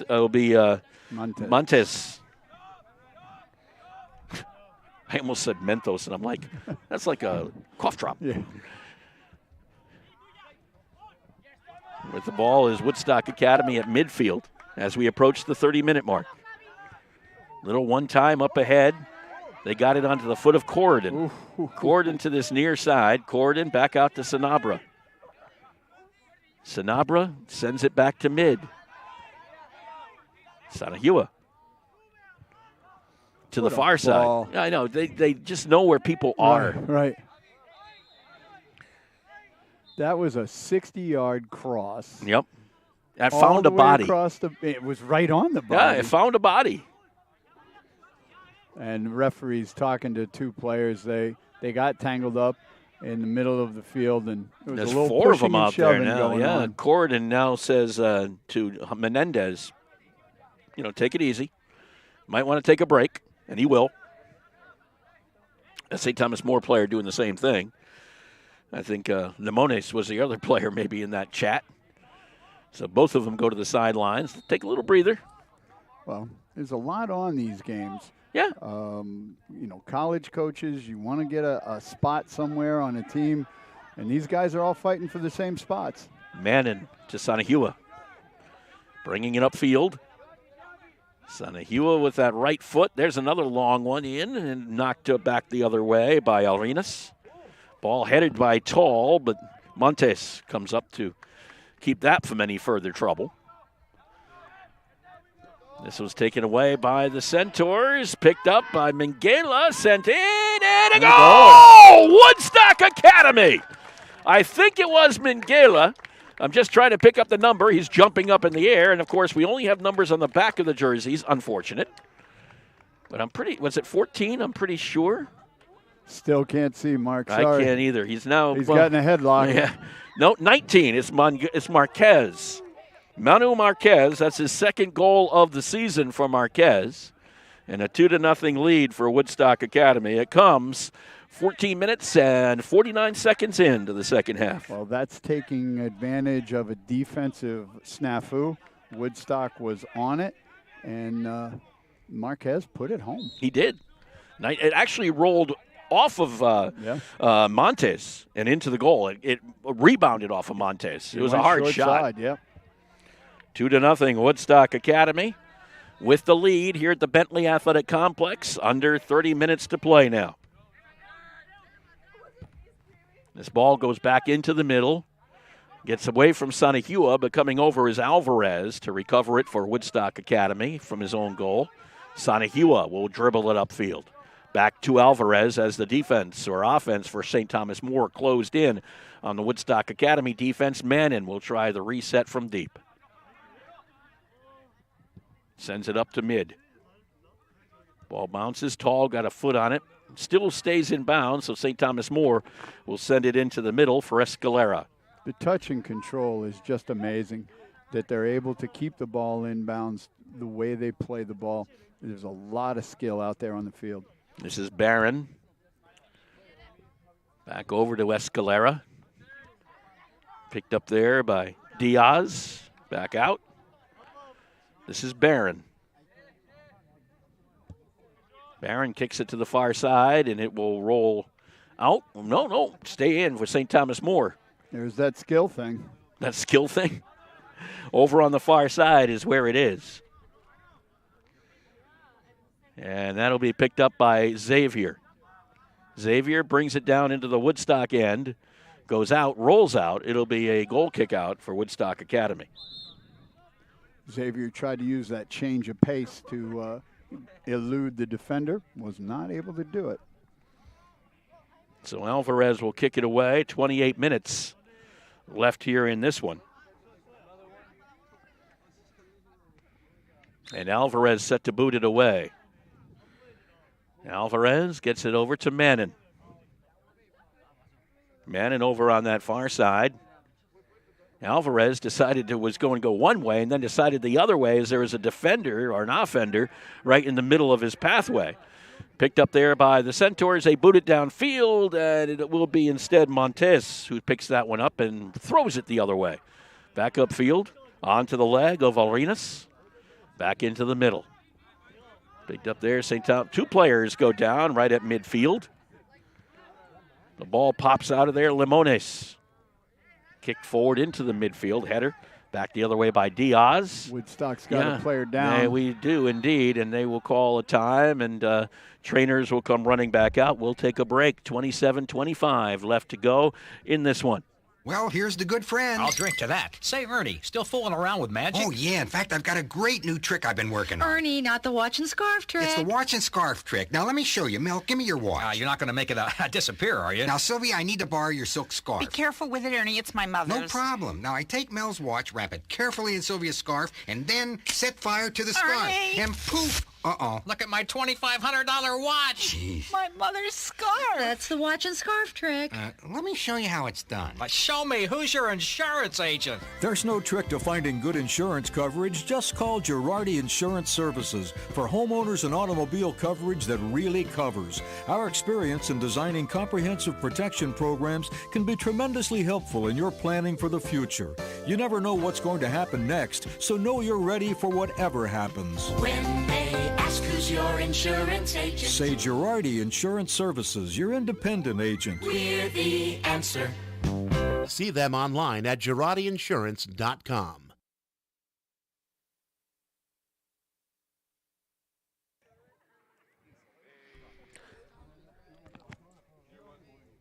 That one a little bit more of a serious injury than the previous, as he is helped off the field. And you didn't get a number on that one. I'm sorry, I wasn't able to see a number. It might, let's see, Mannon was over there. I think it was a little further up than that. It might have been Marquez. No, Marquez is taller. Okay. Corridon, possible. I mean, I don't want to make any guesses here, but... Who is it? Thomas Corridon? Okay, thank you. They picked it up. We did not, but they know the faces. Yeah. Well, they live with these guys. Absolutely. And it's so nice to see the dorm parents here, the international students are down at the game cheering on the people they're living in the dorms with. Regular ed students, teachers are here. Yeah, it's nice. It's nice nice to be down here. It's not a bad day to watch some soccer either. Yes, it's sir. a nice day for it. Getting a little bit chillier as we go through, but it's been a good day, that's for sure. And right now on the scoreboard, it's been good too, 2-0 in favor of Woodstock Academy. Also like to say, of course, the field hockey team played today 4-2. They fell to NFA today. Caroline Harris, Maggie Marshall scored for the Centaurs. And later on tonight, in just about half an hour or so, getting underway in Stonington, the Centaurs boys soccer team playing the Stonington Bears. That's at 6:30 down by the shoreline. So we wish them the best of luck. Of course, Jason Tata stepping in as acting head coach for Paul Reardon. This ball is in the middle. This is Barron to Xavier. Down that far side into the middle, just out of the reach of Diaz, picked up by the Centaurs. Back the other way we go. Right down below us was Bullard. Back into the middle, headed the other way by Santos. And that ball is going to, that was almost dangerous right there by St. Thomas More, but they're going to have a call prior to that, I think. Now, they may talk to Xavier about getting the high foot. He and Basmagian meeting at midfield, but they're going to make the call against Woodstock Academy. So it'll be a free kick out for St. Thomas More. I think there was a previous call, and then the other one kind of happened afterwards. Worse. Yeah. Demelweek is back into the game for St. Thomas More. And he gives it over to Barron. 20 minutes into this second half of play. Remember, they play 45 minutes in prep. Over on the other side is Santos. Back to midfield. To Escalera, back to Santos. Bouncing in the middle, picked up there by the Centaurs. That was Marquez kind of putting a through ball, but there was no one on the other end of it. No one home. So Montes got to that ball first. We'll boot it out of there. Bullard. Backwards to a teammate. Backwards to Sanabra. Then they try to work from the back. A lot of high school teams say they like to build from the back. These teams do. Yeah. These teams truly build from the back. Picked up there by the Centaurs on the right in. One-timer forward to Basmagian. He's got a potential. Gets his right foot. Saved by Montez. What a save. Oh, yeah. Basmagian had a rifle. That was a blast with the right foot by Basmagian. Just could not, but Montez was right there and up to the task. Just the second shot. I should say third shot of this half for Woodstock Academy. The other two went in. Right. So a 2-0 lead. There hasn't been a lot of activity around the net, with the exception of the 2 goals, which was more activity, I guess, than we had in some respects than in the first half. But both teams had 7 shots in the first half. There was more activity around the net. Just not a lot of success. Now we've seen some success. Over on that far side is Mannon. Battling, and I'll tell you, the player on him, which was number 2, Casabolo, lost a lot of size to Brian Mannon. Oh, Mannon. But he wasn't giving up anything. No. But Mannon's a tight end. Yeah. To use American football terminology. He has got some size to him. So there'll be Alvarez will get the ball. As soon as he gets it, Limones kind of goes right towards him and takes away that left side. So he's got to go back to Mannon. And here comes Limones again, but Alvarez steps up and boots it. Back into the middle. On the chest, up ahead to Ballard. Ballard trying to back time it, but it was into the St. Thomas More defender. Ballard gets it back. Ballard, 2 players on him, Almaty, but he gets it back and out of there as Navarros came over to help him. Over there is Paul Saiz, who sends it across the field.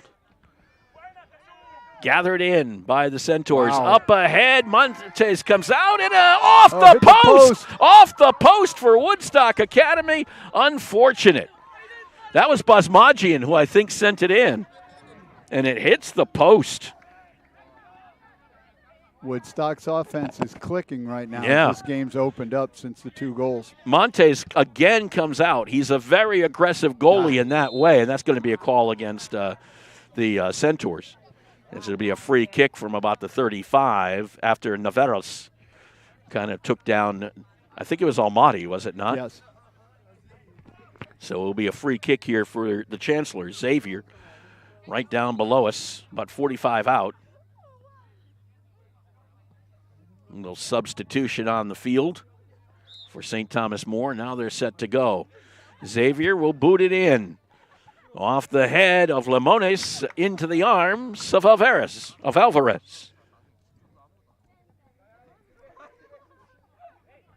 Third save for Alvarez.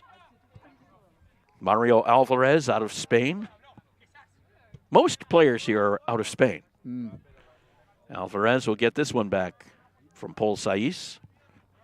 Back into the middle. Picked up there by St. Thomas More. The two of them battle in the middle. Navarez sends it up, and it'll be right on to the arms of Montes. 21 minutes left in this game. Our next broadcast coming up on Saturday. More football. Only thing, American football in this case. Woodstock Academy taking on the Eastline Vikings right here at the Bentley Athletic Complex. We'll be on at about noontime, about 10 of, 11:50 or so in that ballpark. Hopefully it'll be as nice a day as it was last Saturday. Oh, beautiful weather for homecoming. Oh, yeah. Nice to see everybody. Recent graduates from a long time ago. That was fun. Sanabra tried to get the one time up ahead, and St. Thomas More was able to send it backwards.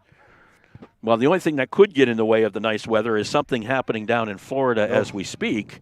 Hurricane Ian is making its approach, although now they're saying it may come in south of Tampa, which would be a good thing for those people in Tampa. I don't know if those people in Sarasota like it anymore, but, you know. Fort Myers might get a little wet. Yeah, Fort Myers and Sarasota, that's where it looks like it's going into, so not going to be pretty down there, that's for sure. Will we get the remnants up here? Hard to tell. We'll see. There'll be a throw-in down below us by Sanabra. Got it in there to Navarro, so the ball gets pumped back into the Woodstock defensive end. Mannon on that ball. Mannon in the mid area, right about the 25. Sends it back over to the far side. Under 20 minutes to play now in this second half. 2-0 lead for Woodstock Academy over St. Thomas More, and Alvarez is going to get this ball back. Going to change the direction. Got it over to Sanahua. Jamais brings it up, gives it to Bollard. Back over to Jamais. Sanabra on the run, and so is Basmagian, kicked away by Demelweek, and Montez on the ball, boots it the other way. That one was a little dangerous by Graham. It's picked up instead by Minguela. Now to Sanabra, that ball is kicked up and out. And that should be a goal kick. Yep. For St. Thomas More. Montez certainly feels that way as he brings it out. More soccer for you next week on Woodstock Academy Live as well. We'll be here on Monday. We've been doing a lot of work, you know. Yes, we have. We'll be on Monday. Woodstock Academy taking on Valley Regional, a boys' high school soccer match. And that will be on right about 4 o'clock or so. We'll be live. This is Basmagian. Basmagian comes in, brings it to his right foot, sends it over the top. Just got under that one again. Tried to get a rifle going on it, and just got a little bit underneath that ball. And he's going to be thinking about that one as he goes to sleep tonight. No, I think you may be right. Had a rip at that. So it'll be a goal kick out for St. Thomas More. By the way, the next time we'll be broadcasting the Putnam Science Academy game, but we're not doing the Putnam Science Academy game. We're doing Woodstock Academy against Pathfinder FC. And that will be taking place on October 13th, if I'm correct. And we'll be broadcasting live from right around 3:15 or so, 3:20. That game's starting at 3:30 the last time I checked. So all the moms and dads out there of these players, that will be the next time you get a chance to see these guys play. Absolutely. We'll be live right here at the Bentley Athletic Complex for that one. That ball was sent in, but the call went against the Centaurs, so the St. Thomas More will have a free shot out of here from about the 45. Mark Allard, Greg Smith along with you on this Tuesday. At least Tuesday here in the States. Right. It's almost, I think it's Wednesday now. Yes, it is. In Spain. So a happy Wednesday to you if you're still with us. past the midnight hour. Ball is going to be kicked right off the back of the scoreboard. So it'll be a throw-in. The scoreboard for the baseball field to our right. So it'll be a throw-in down below for Fernando Barron. And because we've been doing so much work, I'd like to apologize to my government and politics class for not getting their test done yet. It will be done soon. It's Mr. Allard's fault, right? Yeah, completely. You have a blame to place here. It's Mr. Allard's fault. I was supposed to be doing that correction tonight, and guess what? Guess who called? So it will be a throw-in right down below us for Woodstock Academy. Manuel Nieto into the game, throws it into Paul Saiz. Over on the far side is Mannon, back to Saiz. Back downfield. Ballart trying to catch up to that ball. Ballart brings it back into the middle. Ballart, knocked away from him and then kicked away by St. Thomas More. Should be a corner. I would agree with that. And if so, that'll be the first corner of this half for Woodstock Academy. And indeed it will be. Going over is Minguela. Alejandro out of Spain.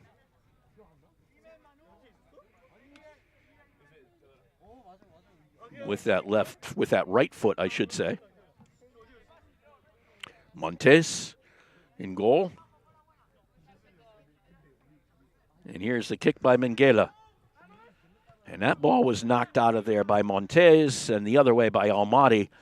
And it'll go all the way over to the far side where it will be a throw-in for Woodstock Academy. Trying to keep the offensive pressure on. They have a 2-0 lead. And that ball will be a throw-in far side. Kicked out, big time out. That's out of the park. Yeah, Brad just shakes his head at that one. No. That's exactly what he just did. Nope. How much is that? $10. What's that? Mannon with the ball. Big gap in the middle. And down to the near side. This is Ballart. Ballart far sides it after the header by Santos.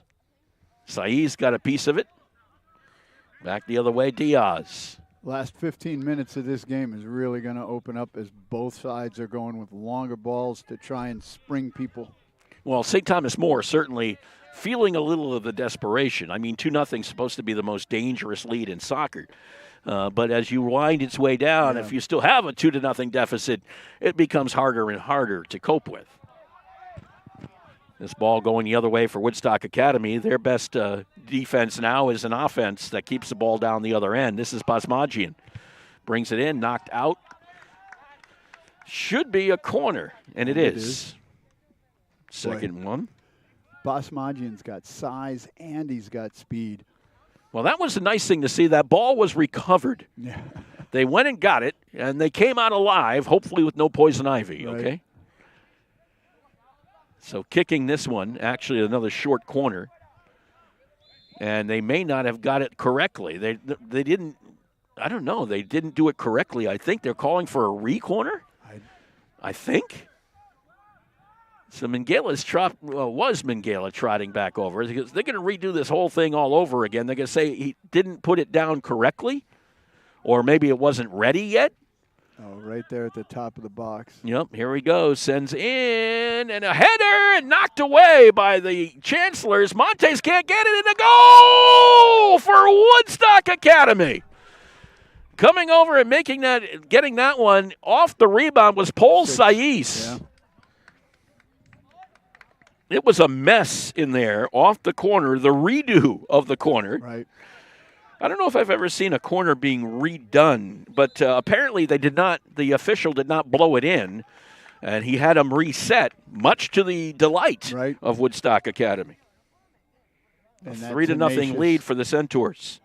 Tenacious opportunism in front of the net gets Woodstock their third goal of the game. 13-19. Left to go in the match. We will do a brief star of the game. What do you think? Who you like right now? There's a lot of them out there. Right. It's been a very complete effort by It has Woodstock been. It's Academy. tough to pick one or two. Xavier sent that ball to the far side. Alvarez will come over and retrieve, actually, in his own goal as it was kicked in that direction. Mannon with it on that far side. Sanabria did get the first goal, kind of broke things open, if you will. And I loved his effort on that one. I did, too. That was a really nice first goal. I mean, if you want to go offensively, maybe it's him. Not bad for a fullback because most of the game he's been playing at left back. Correct. So maybe Sanabria will be our star of the game. We may call him up here. And, I'm trying to I think Sanabria will probably just do one, right, like we normally do. Maybe just Jordy. As it gets a little later in the day here after 6 o'clock, the sun has essentially set. I mean, it hasn't, but it's behind the trees. So it has set here. That ball is going to be a call. Start the clock. Oh, start the clock. Yeah, Gabriel. There we go. There we go. They got the clock rolling now. That's a good thing to have. I know Greg Smith is looking that way because the oven he brought from Busquets might have something in it. Absolutely. That he would like right now to consume. No, I've got to make it. Oh, you got to make it first. Almighty. Tried to get it, but the Woodstock defense got in the way. Sends back up forward, back into the middle. I was trying to think of people who have controlled the midfield, but you're right. It's been a smattering. Yeah. Everybody, Basmajian has had some nice chances, but never really put one home. No. Ballart. Mamadou Tall had some nice play. Ballart has some nice play. A lot of nice play out there. Yeah, it's a very good team effort. It's tough to pick one or two. It'll be a corner for Woodstock Academy again. Saiz has done a nice job in the middle. Yep. He has done that. And he has a goal to his credit. So it'll be a corner kick for Woodstock Academy that's booted in. And a header, and it was kicked out by the St. Thomas More defense. Demoweek was in the net. He's the man who kicked it out, not the goalie. So it was a shot and just no save for Montes. Now that one's a save for Montes. But Montes got lucky. That rebound didn't get corralled by Woodstock. So Montes just booted it on out of there. Down the far side for St. Thomas More. Victor Diaz sends it in. Actually, no, I should say the other way. Sanahua managed to save it for Woodstock Academy. I really like the steadiness that Sanahua shows out there. He doesn't get any flustered. He just makes plays. So what do you think about Jordi Sanabria and Paul Saiz? Work for you? Sure. Okay. Because I think Saiz did a nice job in that midfield. Has really done a nice job of anchoring the mid. Of course, Joe Cherico may have a totally different idea than we have. I'm just looking at it from the point of view of the offense, got things going, and Paul Saiz not only got a goal, but also did a nice job in the mid. As the Centaurs hope to improve to 4-1-2 with a win here. This is their first Global Education Sports Partners game. First one that is 5, not 4. 5 teams. Pathfinder, which we will be broadcasting a game against, is actually part of the league as well. And we've seen Husak School. Yep. In the prep basketball ranks. Putnam Science Academy is another, as well as these two. Husak is out of New York. Pathfinder, did he say that was out of New York as well? I'm not sure. I think so. I think he said that was New York as well. A couple of 3 Connecticut schools and a couple of New York schools involved in this new league. And again, it's because you can't play within the Connecticut Interscholastic Athletic Conference. So these guys need teams to play. Exactly. And something to play for. There's no question about that. I mean, you can say you won a league title, which is actually important to players. And coaches. And coaches. And fans. Yeah. I mean, it gives you something to say, look what we did, you know? It's an accomplishment. Sanahua Alvarez almost got in trouble there with Almighty coming in for St. Thomas More. No damage done. Xavier sends it in onto Limones' foot, and Limones sends it a little high this time.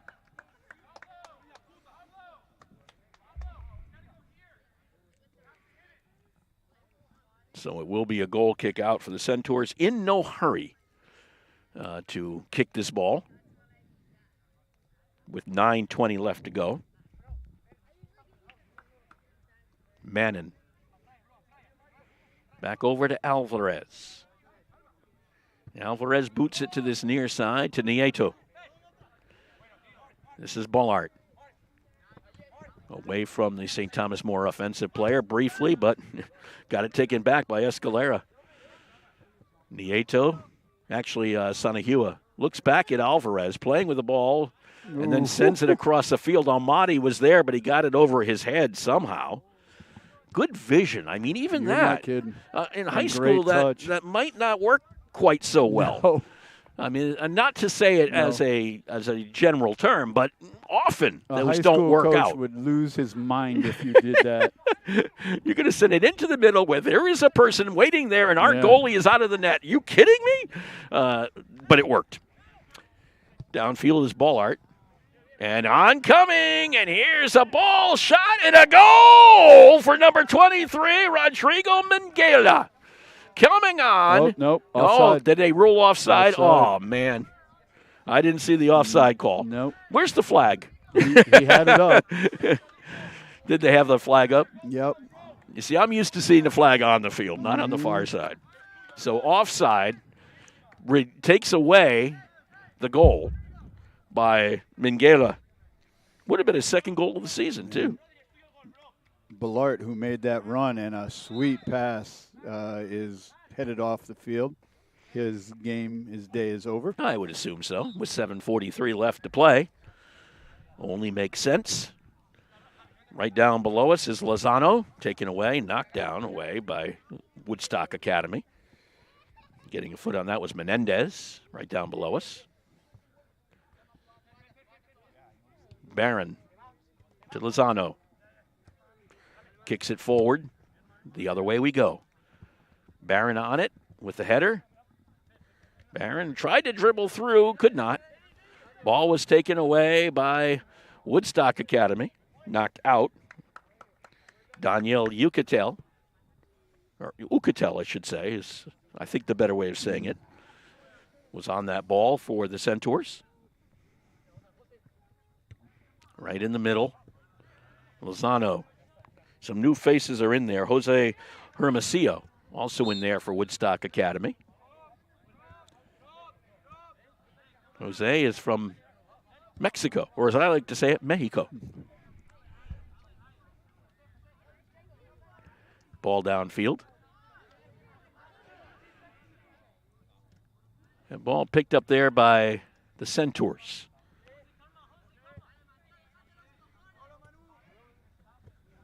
Down to this near side. Nice overlap. Menendez. Nieto back to Menendez. Races downfield with the left foot. Ball goes out. Throw in for Woodstock Academy. Mark, I mean this in the best way possible, but Barron is a pest. He is, isn't and he? I absolutely love it. Somebody like a Dustin Pedroia. Yeah. When you hate him if he's on the other team and you love him if he's on your team. Yeah, because he's everywhere. Yep. And he's there again against Menendez. Header! And it was a goal for Woodstock Academy. 21? 21 was that? I think it was that, or was it Minguela again? 23. Might have been Minguela. But that was I think it was Rodrigo Minguela who got that goal. That was pretty. The nice thing about it is his first one was that he was negated by one. Right. So I think he got the second one this time, and it was off a pass from number 8, Menendez. 4-0 in favor of Woodstock Academy. And this second half has just belonged to Woodstock. That was a header as well, was it not? Yes, it was. Nice little play. Off the foot of Menendez, on to the head of Minguela. 4-0 lead for Woodstock Academy. Here's your pest, Barron. Bringing it up the field. 5 minutes remaining in this match. Over on the other side is Graham. Barron kind of didn't get everything on that one. Demo week. Far side. Centaurs are going to go to 4-1-2. They beat Pomfret 6-2. Lost to the Milton School. Their only loss, 3-0. But Milton School is a very good side. Shipley School, a 2-1 win over them. Seton Hall Prep, at the time, ranked number 3. I don't know what they are now, prepsoccer.com. And the Centaurs beat Seton Hall Prep 3-2. They also beat RMPUS out of Montreal. Well, no, they didn't beat them. They tied them, a 0-0 tie. And just most recently on Sunday, a 2-2 tie with Western Reserve Academy out of Ohio. I always wonder about the prep rankings and how those are done because the teams change personnel so rapidly and year to year. You don't know what anybody has. And the thing about especially it is early in the season. And you got to remember, how many people see all these teams over the course of time, or do they just take votes, or they just hear about them? I mean, how is it determined? Hard to tell. Right. A little cramp, it looks like, on Barron's part as he sat down briefly as the ball came back over here. Everybody's looking a little cramped up, to be honest. I mean, 45 minutes is a long time to play. Long time. And they're all looking a little worse for the wear right now down below us. And Nieto will throw it in for Woodstock Academy. Barron's headed off.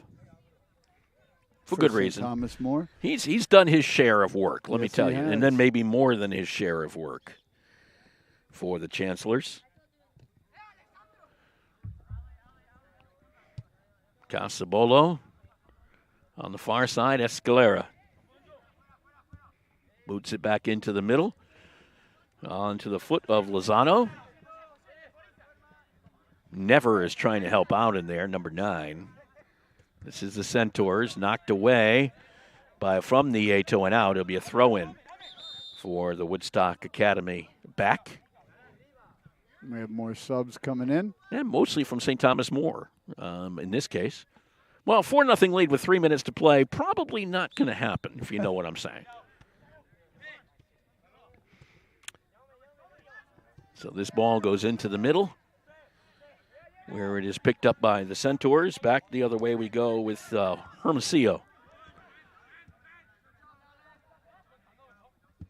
Back on the other end. We'll double check with Joe Cherical some of the scoring.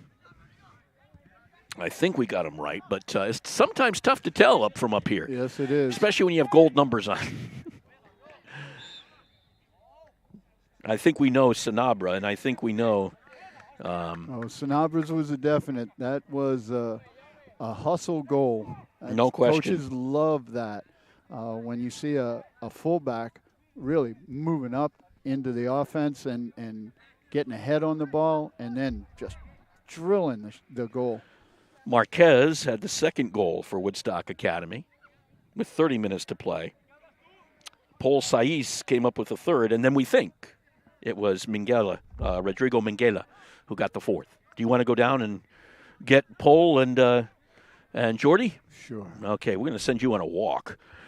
Greg Smith's going on a walk. He's going to go down and get Joe Cherical and the two players, Paul Saiz and Jordy Sanabra. Jordy is number 3 and Paul is number 6. We'll talk to them when this one's over. Unless Joe has other ideas, but that's our ideas anyway. So as soon as they can get up here, they will. It looks like the Woodstock Academy Centaurs are going to walk out of here with a win today from the Bentley Athletic Complex as they lead 4-0. Now, with our cameras being mounted as such, we'll be interviewing the players. You may not be able to see them, but we'll be interviewing them, so you will be able to hear them. It's ball over on the far side. Sent back into the middle. Picked up there by the Centaurs with 40 seconds to go. Bringing it downfield. Montes comes out and kicks it over the fence.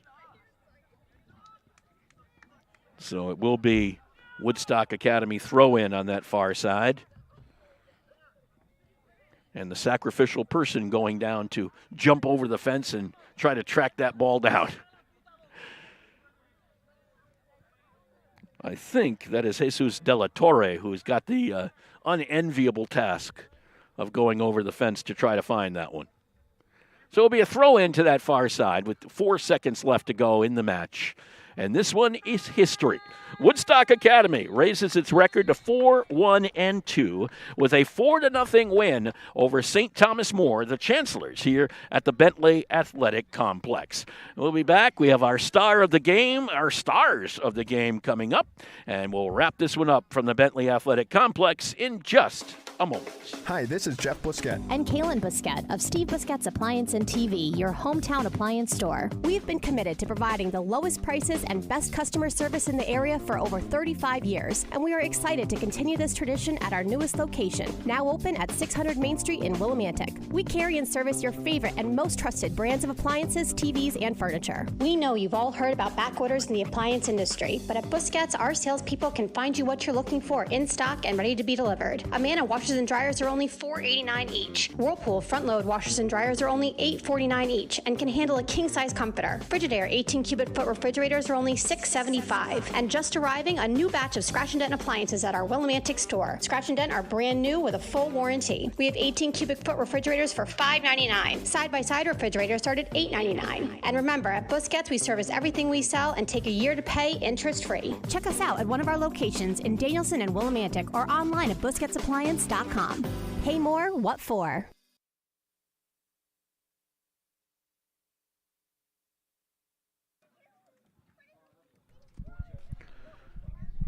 And we're back with you here at Woodstock Academy's Bentley Athletic Complex. Joe Cherical, the head coach of the Woodstock Academy Centaurs, with us, and coming on over will be two of your players in just a moment. But 4-0 win, you got to be pretty happy with that. Yeah, I was really happy with their implementation of the tactics at halftime and going into the second half. They did what was asked. They tried a bigger ball at the right time. Jaume hit an excellent ball over the top, and Jordy, being who he is, gets the game-winning goal by just running through a brick wall. So was it Jaume on that assist, by the way? Yeah, it was Jaume on the assist. Okay, because I've just got to write down these things here as we go along. So Jaume was number 5, and he gets the assist on that one. So we had it as Jordy getting the first goal. Then it was Manu Marquez getting the second. I didn't get an assist on that one. Do you remember if there was an assist? I was not watching. Okay. I was talking to some guys on the bench about Anybody get another goal on assist on Manu's goal? Do you remember? Who got the assist? Okay. Paul, you got a goal as well off of a corner. When you were standing on that far side post. And then we had the last one was tough for us to see. Was it Rodrigo? Rodrigo. Okay, that's exactly we had off of an assist from Javier, I do believe. So, hey, we got most of them right. But as far as that goes, a scoreless first half, you were expecting a tough battle from St. Thomas More. They gave it to you in the first half. Absolutely. It was us trying to play with respect to what we asked them at the start, which was play simple, play the way you faced. That's what they were doing. But then we realized the space was in behind them. So while we were trying to implement what was being asked, in the second half was the key, them saying, oh, we can play in behind. And then they tried it, and what we had was a couple goals that kind of broke the ice, and the kind of floodgates opened after that. Yeah, the floodgates did open. There's no question about that. Are you happy with this team right now, 4-1-2 overall? Absolutely. Regardless of the results, what they're trying to do is they're trying to implement what's being asked. That's all you can ask a team to do. So I'm very, very happy with what they're doing, and I'm excited for our games ahead. And plus, it was your first game of the GESP season, so it was important. It was. I mean, getting 4 goals, not conceding 1. Goal differential matters in leagues. So without conceding any goals was what I was happiest with. But to get 4, it makes our job easier later on in the season if it does come down to goal differential. Talk about the two players we chose to talk to here. Jordy Sanabra got your first goal. Paul Saiz, I think, really controlled the midfield for you. Yeah, Paul, over the past 3 games, has played up to his potential. He is a high-level D1 player in my mind. It's up to coaches at the next level to decide, but he's been dictating play, and without his play, we wouldn't be where we're at right now. And then Jordy, like Paul, returning for his second year, has just progressively gotten better and better and better. He loves to tackle, as you all can see. But now yes, we can see. And now he's adding end product to it. He's getting goals, and it's all due to his work ethic. Sounds great, Joe. Congratulations. Great effort out there. Let's bring in Jordy Sanabra since he's standing there first. And, Jordy, I'm going to ask you to hold on to the microphone, okay, and just talk right. No, not this, just that thing. Okay. There you go. There you go. You got that for me? Thank you, Mr. Smith. So we're going to do, let me just do this one little thing here. I got to turn this off and turn this on, and there we go.